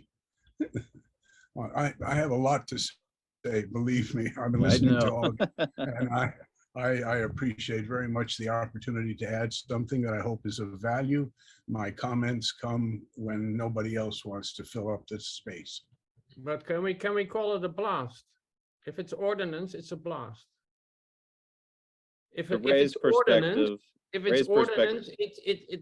what we see is the blast, ejections of the blast. Ray's perspective is that there was an explosion when the aircraft struck. So we saw Explosives were used at the moment of the crash. Yes, that's the main focus in what is not done by NIST, and the whole explosion was never calculated by NIST, and it's certainly not incorporated in the computer models, because it's only kinetic energy and only a fragment of the kinetic energy of the plane. It's the dislodging of the fireproofing is very thin done by NIST. It's taking a shotgun and shooting at fireproofing, and that's their experiment. And then they close the whole thing and they say so much fireproofing was dislodged.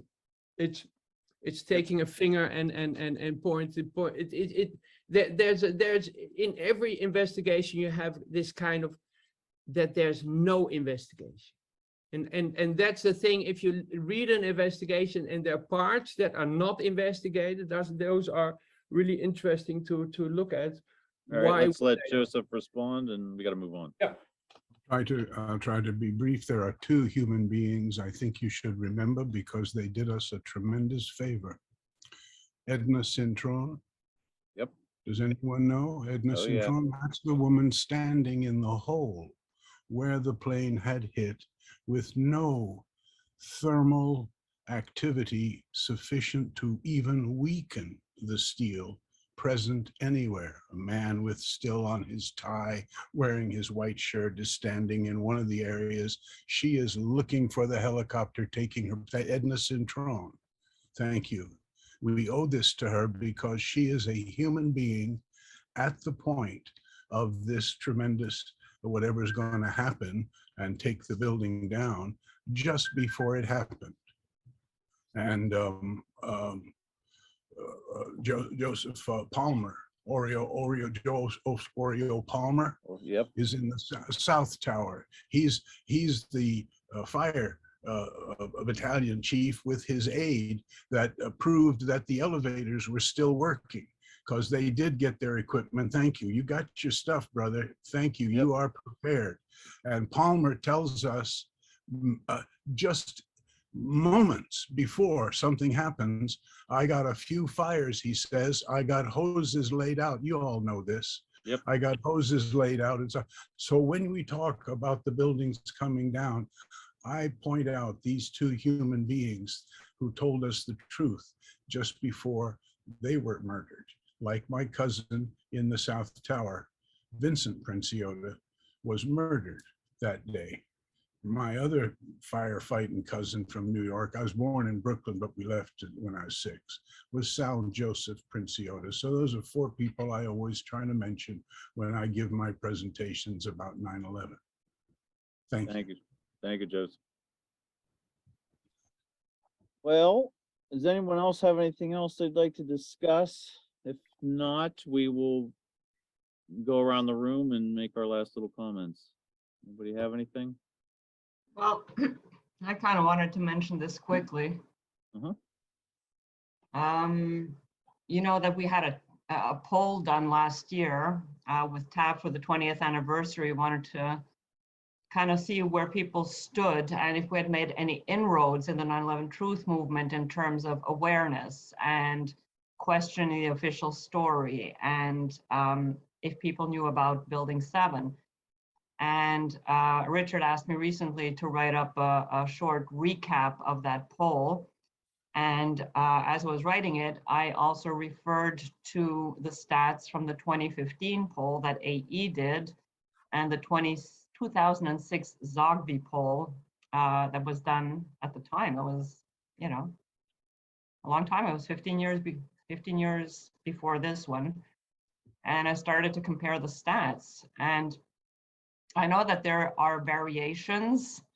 You know, all 3 polls went to about 1,000, slightly over 1,000 people. And they were all supposed to be taken randomly across, you know, citizens from the US. And over the 3 polls, over those 15 years, the apparent awareness of World Trade Center 7 had not changed.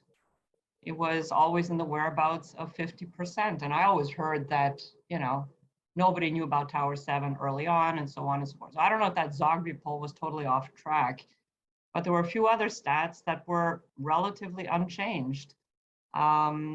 And except that maybe more people question the official story now. There was definitely an increase in people who were suspicious of what we were told about 9/11. But in terms of knowledge, and I was wondering how that could be. I mean, either we made no inroads at all, and then I realized that, you know, 20 years have gone by, and that's 20 years of a whole new generation being born and being raised with the false narrative, and, you know, the history books reflecting this now. So just when I thought we were reaching more people, that more people were becoming aware, and that may be so among those who were adults back in 2001, we're followed by a whole generation that doesn't care, doesn't know, doesn't want to know. And that's the uphill battle now. It's reaching the younger people who are disconnected from this event and who only were ever told the official version. And yeah, there are a lot of people who do doubt it. And because they're not connected to the event emotionally, it didn't happen in their own backyard in their own time, they can be more objective about it, and they're not invested in this whole, we've been lied to, that kind of thing. So yeah, it just looking at those stats, really, I didn't really draw a whole lot of conclusions from it, but it just makes me realize, yeah, time is moving on, and it was the same thing kind of like with the COVID stats. I was trying to follow how many people had died from COVID in terms of percentage and how many cases there were. And over the last 2 years, that percentage wasn't going up, even though, a whole bunch of new deaths had occurred. And then I realized, yeah, because a whole bunch of people had been born in the last 2.5 years. And so, everything, we have to keep in mind that everything's shifting. And every day there's people being born who, were not there that day and don't have that as a reference point. And that kind of changes a little bit, I think, the way that, we have to go about it, or that I'm going to go about it, because I lost sight of that. And we need to keep it in mind. We're not static in time. We're not stuck on September the 11th, 2001. It's 2022. And, time's going to keep on moving on, and we're going to have to shift our gears, taking that into account. Thank you for that. Any comments, Cayle? Yeah, our current false flag event right now with COVID has stripped away so many rights and freedoms from our younger generation all the way up to our elderly. So I see more people waking up to 9/11 just from this current event, especially young people, because they enjoy their freedom and cherish what they have here in the US and Western world.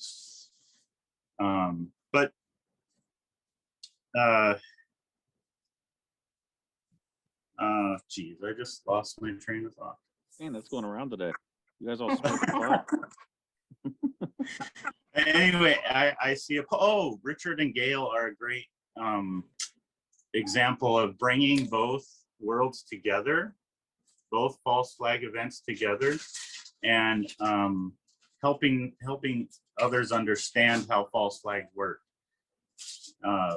with our current one versus 9/11 and so on. So, but yeah, I see potential. Oh, my question was, is there a recent poll on 9/11 concerning Building 7 or 9/11, like 2022 or 21? Yeah, it was poll? 2021. Oh, that was a 2021 poll? That was And this one. Where do they? So we pulled, Richard Ellifritz was actually in charge of it. Sandra was on the committee. We raised, what, $7,000, I believe, to get this done.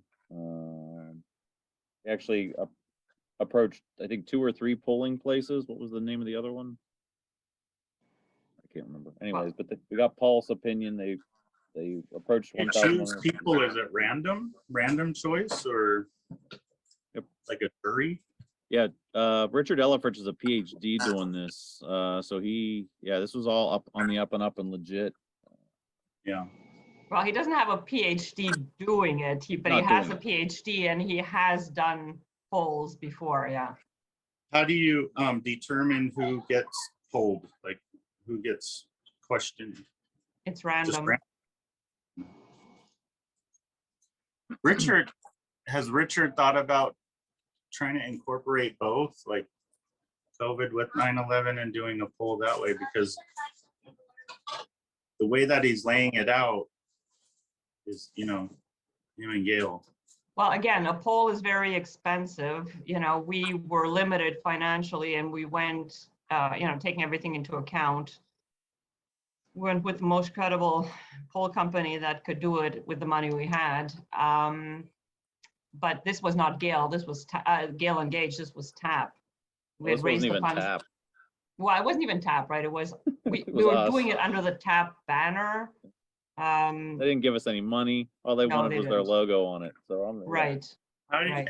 And the people that do the poll, are they on the up and up with 9/11 being an inside job or a lie or anything like that? As it Or are they turned, yeah, well, it was neutral? Richard had that conversation with his main contact, and we were turned down by a couple of other companies, and we think it may be because they did not want to touch that with a 10-foot pole. Right, But this particular guy, without, you know, oversharing or anything, basically made Richard understand that, yeah, he was with it. Like he, Okay. but I mean, not some- that influenced the numbers, but Right. that What I think maybe is why they- telling is that, like, for World Trade Center 7, I made this graphic anyways, but are you aware the third skyscraper World Trade Center 7 collapsed in the afternoon on 9/11? It's about 50-50. What that tells me, and I know I get mocked for this, and that's fine. For some of us, like myself as a street activist, that means I need to keep raising awareness. We're 21 years. That means I still got to keep beating this drum that, hey, did you know a third tower fell? So yes, that means stickers. And I know I get mocked for my stickers lovingly. But I'm still just trying to get the people that aren't aware of it, just raising awareness. So, and that's just one aspect of 9/11. Other people do it their own different ways, but yeah, it just tells us we're still trying to break through just to people that haven't even heard about it. So, Al, and then Ed and Joseph. Go ahead, Al.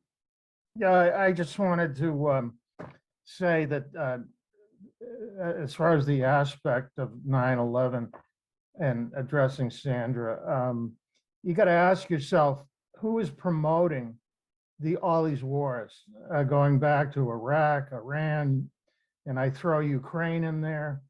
And to me, it goes right back to neocons and dual Israeli citizens that are the most vocal about when you think about Zilikow, Pearl, Fromm, Wolfowitz. I mean, the list is endless. And the Project for the New American Century laid it out as to where they wanted to go back before 9/11. And so you got the same cast of characters that are out there using, U.S. military to promote what I see as the Israeli, taking down Israeli enemies.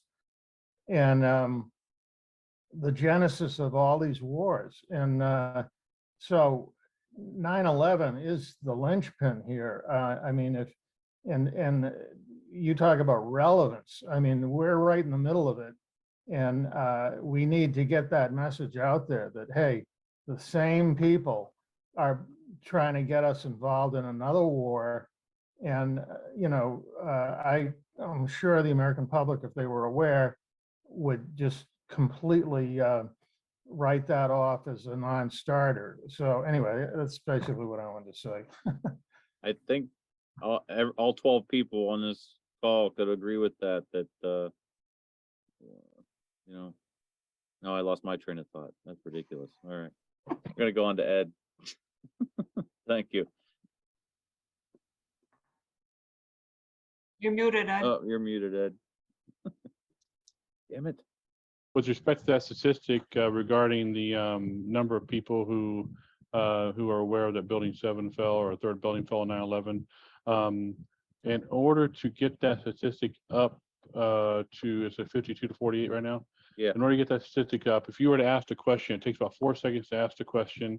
You can get 12 people per minute, which means in a typical day, you can ask that question 17,280 times, which means only half of them are going to be aware of it and the other half aren't, in order to find out which half isn't aware. And that's going to be around That means you have to ask the question and you're only gonna reach about 3 million people per year in order to raise that awareness. And that's only to find out if they're aware that the third building fell, not whether or not they believe it's an inside job, just FYI. So on that, if I believe with, how do I say this? With my 9/11 truthability, that's a Ponzi scheme method for me, that if I can get one person to become a loudspeaker, then they can convey that and we can get the multiple effect, exponential effect. And before I go on to Joseph, I forgot, part of the 9/11 War Room is to show activist things to do. And something that I'm going to take 1-2 minutes to share this. What I've been doing, and I did it in the past, and I'm starting to do it again, it's what's known as email scraping. You can go and visit a website. For instance, I go to the search engine and I type the physics department, and I can find, it'll take me to Harvard University's Department of Physics, and I can go to its people and its faculty, and okay, it gives me this list of faculty members. But the problem is you have to go to each person to get their email address. So this is a completely legitimate thing that you can do, and I've downloaded for $34 one-time fee an email scraper application. And what it will do is you can tell it to visit a website and how many levels to go deep. And for me, this would mean I will send it the link to the faculty page, the research scholars page, the staff page, and the director, just these three. I'll give this program these 3 links and say, I need you to go 2 levels deep. 1, 2. And that's all the more it's going to crawl. And it'll come back. And what it did, and I've made this available, if you go to 911warroom.com/scraping, here is the results from Harvard.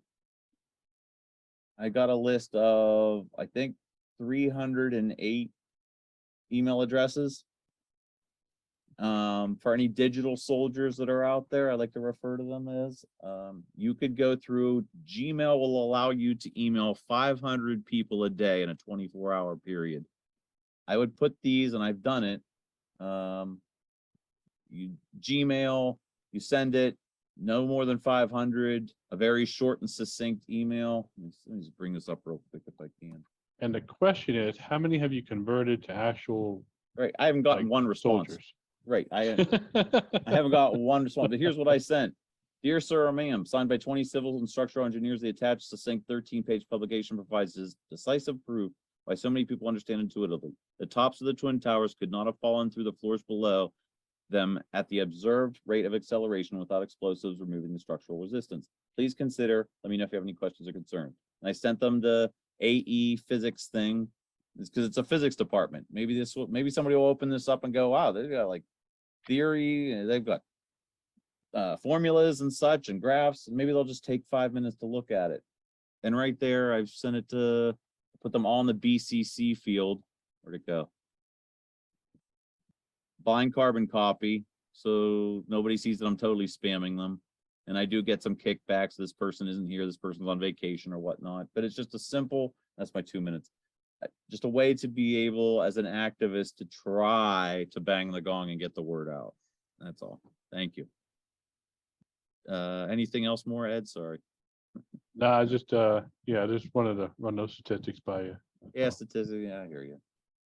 Anything can be proven. Not to be with defeating or anything. I'm just saying. Yeah, no. Yeah. No, God No, forbid. never. Yeah. not trying. God, really. Not trying to take the whistle out of your sail or anything, or wind out of your sail. But Thank you, Gene, can Joseph. you send that out? I was having trouble following it. Basically, if you want the email lists, I made them available at 911warroom.com/ No, I'm talking about the program that you used. Oh, that you'd have to download it and pay for it. I'm doing all the rough work. All you need are the email addresses. So if you go to that website, 911warroom.com/scraping, that's all the part that you need.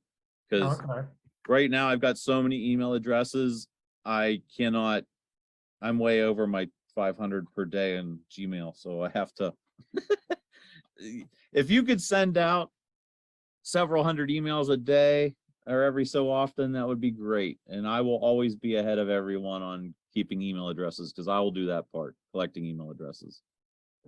So if there's something you're interested in, not the physics department, if you have an idea of somebody else or another group that you'd like to email, let me know and I'll crawl them as well. Thank you. But I guess the critical thing is that they do have an email address associated with their profile, right? Yes. Yep. So could you get that for the firefighters in Massachusetts? I'm thinking. I would have to visit each firefighter's department and crawl their site, but yeah, that Oh. would be. The firefighters, you're probably not gonna get, you're probably gonna get 5 email addresses on a firefighter's site. Yeah, you won't get a lot of email addresses because I mean, there's no reason to give their email address. I Right. mean, these are professors who have to communicate, Oh, yeah, that's true. so yeah. they will have them there, but firefighters, It's there's no usually- reason to give them. Colleges are the moneymakers for collecting email addresses. Or even Joseph. companies sometimes. Joseph and then Myles. Go ahead, Joseph. You are muted. There you go. Well, I've got a couple of points. I was jotting it down. Sandra, I left a voicemail with Mick a couple of times. No return. I'd ask you to get a message maybe through to Richard, who will remember very well who I am, that I have a concept that might help you raise some money. And of course, I would benefit in as well. And I'd like to discuss the possibilities with somebody, because if the money doesn't go there, I'm thinking of local charities here in Anchorage to get associated with, because anyway, I have the cards. Okay. You emailed all of these people associated with physics, and I applaud the number that you sent out in all seriousness, because I've only done it once. I did it here at the University of Alaska with Dean Lang, the Dean of Engineering. But I didn't contact him trying to prove that 9/11 was an inside job. I asked him to correct my homework. And I gave him my document, which I can't show you now. That's my third element that I want to do before I sign off here. I can't show you those documents because my web pages got hacked. And I need a little bit of help in rewriting them because I wrote them almost 30 years ago, 20 years ago. So in HTML in Word.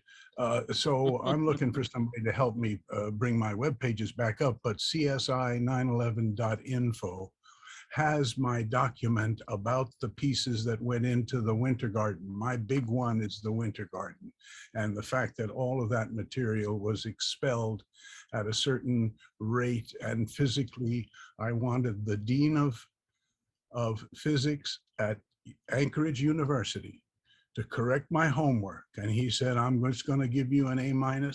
I said, why? He said, because you misspelled a couple of words. And I said, I always do. My spelling is awful. And we laughed about it. And then I said, when I present my information to people about 9/11, can I say I passed your review? And he said, yes, you can use my name. Oh, hello. Thank you for something. How'd you find me? Oh, You that's just my Googled friend it. Chris. That's my friend Chris Lyons. Yeah, and that's my comment to identify that's my card that I've given out all these days. To identify the perpetrator, you first have to know the crime. I try to point out to people they don't know the crime of 9/11. Anyway, Dean Lang said, of course you can use my name, Joseph. It's not political, it's just mathematics. And all my presentations have been requests to have you check my math, even from a citizen. I say, all I'm going to talk about tonight is simple high school physics, real simple stuff. Why is that as far as I go? Because at the end of the time they've spent with me, I want them to feel like they've gained something. And they haven't pushed into a conviction of who the perpetrators were. You're too far ahead of the jury. So people don't listen to you when you push that stuff. You have to pull from them, and only if they're really ready to listen, and then a whisper is the way I would be giving it to them when I talk about it. And I show them the pressures involved to make the steel do what it did. And they listen to me because I hang my cousins out in front. Yes, I do. I feel like Monty Python with that wagon. Harry, we're collecting your dad. Bring your Right. dad. Yeah. I know, or an ambulance chaser. And of course, I do have a lot of criminal defense background, so I appreciate the comments that are given that keep you on a legal track about evidence, the recording of evidence, etc. So, but please have Richard give me a call. I think there's some money in it for all of us. Yep, I'll try to get that happening. Thank you. Myles, and then we're gonna. And somebody to help me reinstate my website. I'll barter with you for graphics and other things. I need a programmer's help. I'm a tired old man. All right. Thank you, Joseph. Myles, and then we're gonna go around the room. Okay, well, that photo that you put of the dear lady who was standing in the hole in the side of one of the towers really struck me as odd.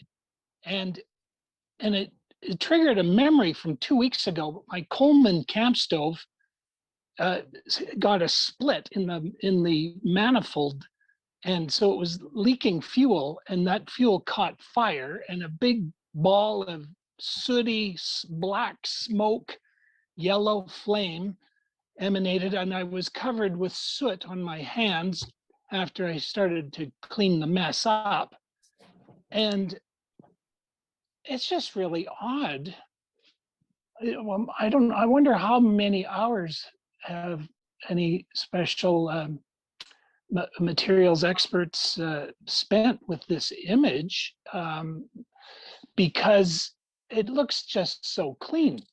Now, where's the soot? Now, I posted in the comments that there's a test plane that was crashed in 1984, conducted by NASA, and it generally went according to plan. This remote controlled plane produced a spectacular fireball that required more than an hour to extinguish.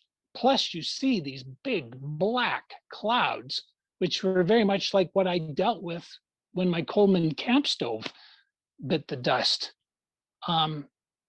Credit to Coleman, that stove dates from 1972.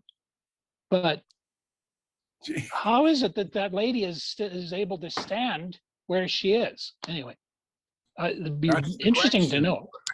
Yeah, How is our host such an expert in grabbing the images? Bless you. You make it look easy, you son of a gun. Thank you. Yeah, I think what was the stat that 50% of the fuel probably burned off in the first few seconds? Yeah, I don't know what else to say to that. The smoke changes. Yeah. It looks pretty clean though, and also those edges of those panels are very linear. There doesn't seem to be much in the way of deformation. Yeah, bending. Roy McCoy and I argued about this, and I was unable to, and he's on here, and I mean no disrespect by saying that. But I'm in construction management. I've been a carpenter since 2005.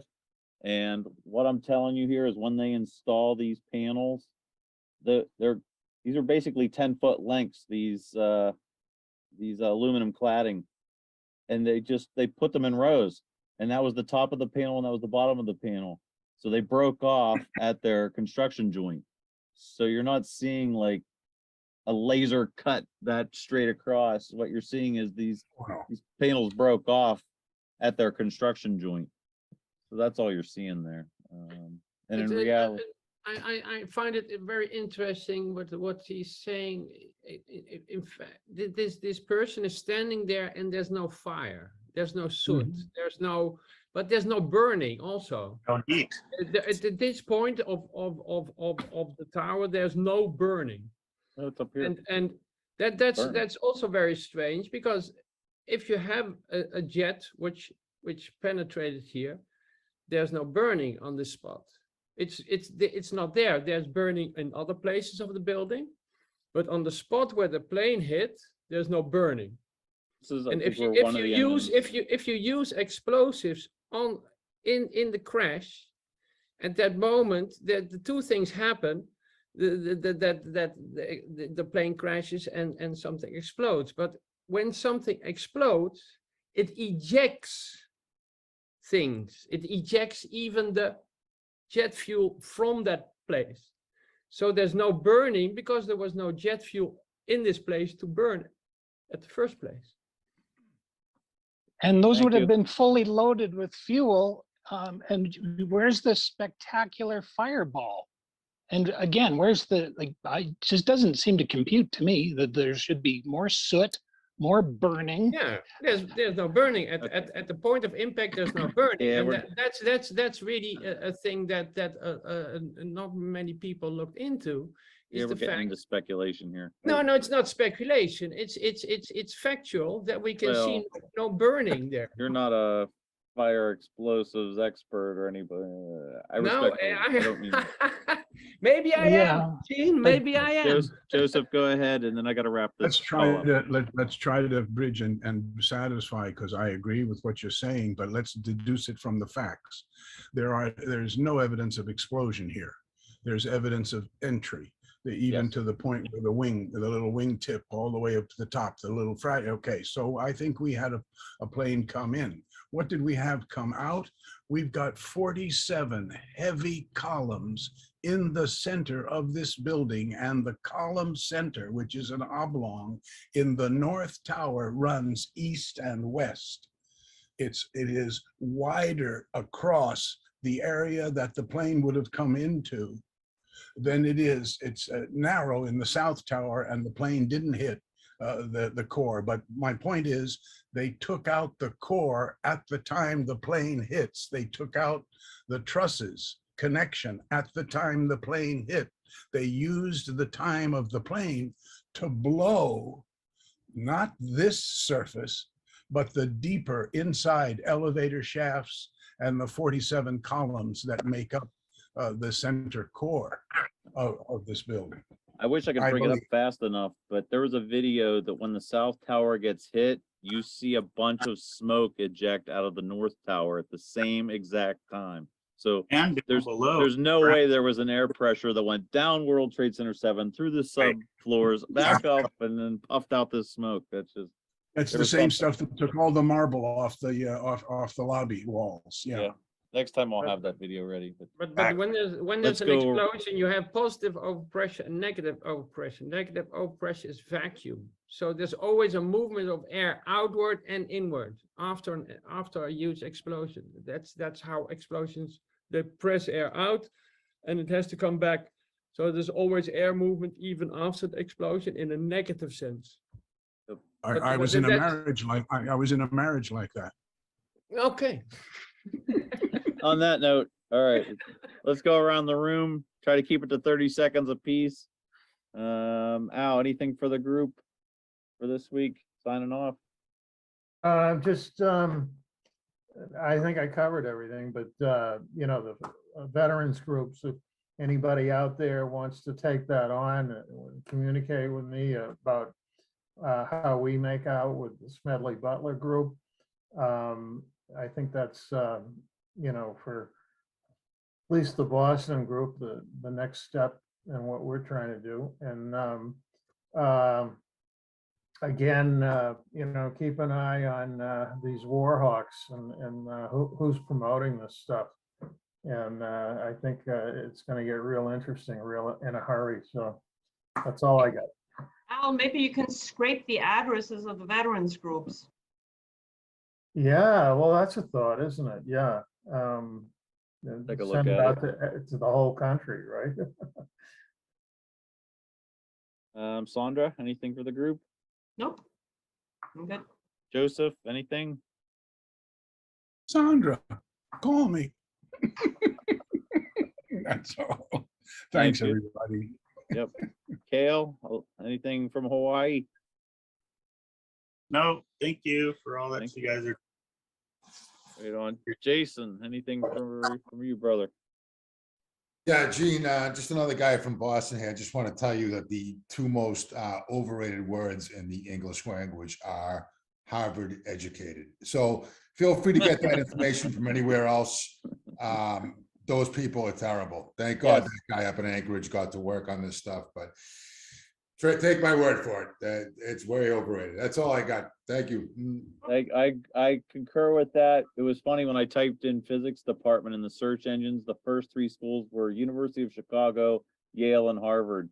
And I thought, I just wanted to grab those email addresses, but yeah, I want to be able to go to all the major colleges with major physics departments.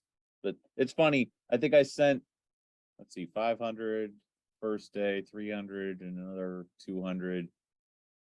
It's like 1,000 email addresses that I sent to last week, and I didn't get one response. I thought that's just odd. Not one person said something. The really I smart think kids are at MIT. I'll tell you right now. MIT. You could phrase it in a different way, because You're you're right. making a statement. You're not really giving them an opportunity to respond to you without getting part of their anatomy caught in a ringer. You have to give them a way to connect with you, and I didn't sense it in the document you were showing us.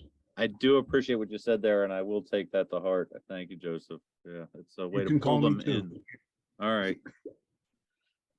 Ray, anything for the group? Yeah, how do you end a good conversation? I say nope, want I to don't see, have and I anything. know I want to see those missing Zoom calls. Okay. We're not going to be the FBI withholding evidence. It's not good for us. All right. Nobody's withholding anything. No, it's not there, so it's withhold. Yeah, it was It's the anniversary and it's coming. I trust Gene. I dropped the ball on my I just calls. I wanted to didn't think remind him. I just wanted to remind him. And I think that it was a good conversation, and I like the that we kind of focus on this kind of are we looking at the same thing with regarding 9/11, and I think that it's good to have Myles's input and the other person from Canada and you two. We're still learning in a sense that we do not know it all. That's how it would end, and thank you all. Thank you, Mr. Netherlands. Myles, anything for the group? Just would like to encourage people to watch those two Jeffrey Sachs videos that I provided today. And I went digging around my bookshelf, and here's one of Jeffrey D. Sachs's books, and it is titled JFK's Quest for Peace to Move the World. And it is an analysis of his JFK's peace speech and his call for a peace race. JFK also is most famous for calling for a space race, but he also called for a peace race. And on the back of this book, believe it or not, CNN Money says this book is an eloquent call for American civic renewal based on moderation, compassion, and cooperation across the lines of class, ethnicity, and ideology. So that was JFK's speech. when was it written, Myles? This book, Sachs's book, or the JFK speech? Sachs's book. It is To Move the World, and it was written in 2015. Yeah. Maybe we could send this video to Mr. Sachs, see if he'll respond to it. Thank you, Myles. What his thoughts are. Deb Lee, New York City. Anything for the group? Signing off. Hey guys. Well, just talking about explosions, I always think of when I first heard about explosions, many years ago. I went to my old art group. I worked with theatrical, where we did explosions for, let's just say theatrical events. And we used engines, internal combustion type engines with diesel fuel, because diesel fuel will explode, but it's not really that flammable. And diesel is the same as jet fuel. And if it's in the engine, you know, compressed, it's gonna explode, it's gonna combust. We all probably learned that in Mechanics 101. But, you know, if it spills, it's really hard to light, because believe me, we've tried. It dries up right away. It just doesn't light. And that's why we used it, for safety mostly. So, you know, as far as explosions from jet fuel down on the first floor, you know, come on. So if anyone has any comment on that, it's pretty much basic where my rebuttal to that. There's no explosions, you know. I mean the rebuttal to the explosions from jet fuel causing all the damage. That's where I always think about. You kind of probably opened a can of worms with Ray. I'm watching his eyes dart everywhere, but yeah. No. I'm listening. But it's true. It's true. The lobby is one of the big unanswered questions, and the sub levels is too. It's not mentioned in the report what happened there, and was not calculated in any way by NIST. correct. We'll leave it at that. Thank you. Yep. Thank you, Deb. Roy McCoy, good to see you. You're up. Anything for the group before you sign off? Almost okay. I'm coming up. Okay. I don't know what I'm going to look like. It doesn't matter. I may not come up.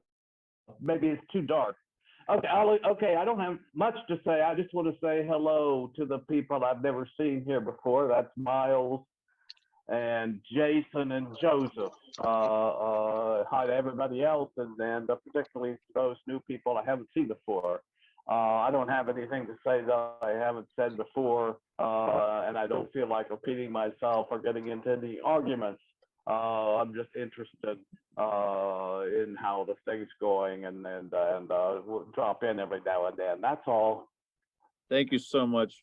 Really, I appreciate that very much. So, I think the latest we heard with the lawyers committee is their LC Board of Directors meeting was moved from the 5th to the 15th, and they're still trying to decide whether or not they want to pursue the Supreme Court as far as fighting for our First Amendment rights to present the evidence for the controlled demolition of 1, 2, and 7 to a grand jury, or whether they're going to pursue put their effort into a new legal effort on cover-up, which would be a monumental task, which is where Danny Sheehan, I believe, is starting to want to push from the beginning. I guess I've heard that that's where he wanted to go. But and AE 911 Truth now, I believe they're moving to they're moving in their lawsuit against NIST. I think it's now moved up a level to the appellate level. So as far as legal avenues, things are still moving. And I really appreciate all of you. I guess we'll just end it at that. Thank you all for being here. Great conversation. I got to appreciate, I was a little nervous about Adam Fitzgerald coming in. He's probably gonna see this, and it was wonderful. He shared a good bit of information that I think we all could appreciate. Cayle, you appreciated what he said there too. I mean, it was great to see him come in civilly. He didn't call any names. He was a great report, and Ed was a good help there in getting that across. So all good. Everybody have a great night and a great week, and we'll see you next time. Happy Thanksgiving to the Canadians, by the way. Thanks, Jaden. Oh yeah. Happy Thanksgiving, Canadians, eh? Happy Thanksgiving, Canada. Yeah. Bye, everybody. Okay, bye. Talk to you next week. Bye, guys.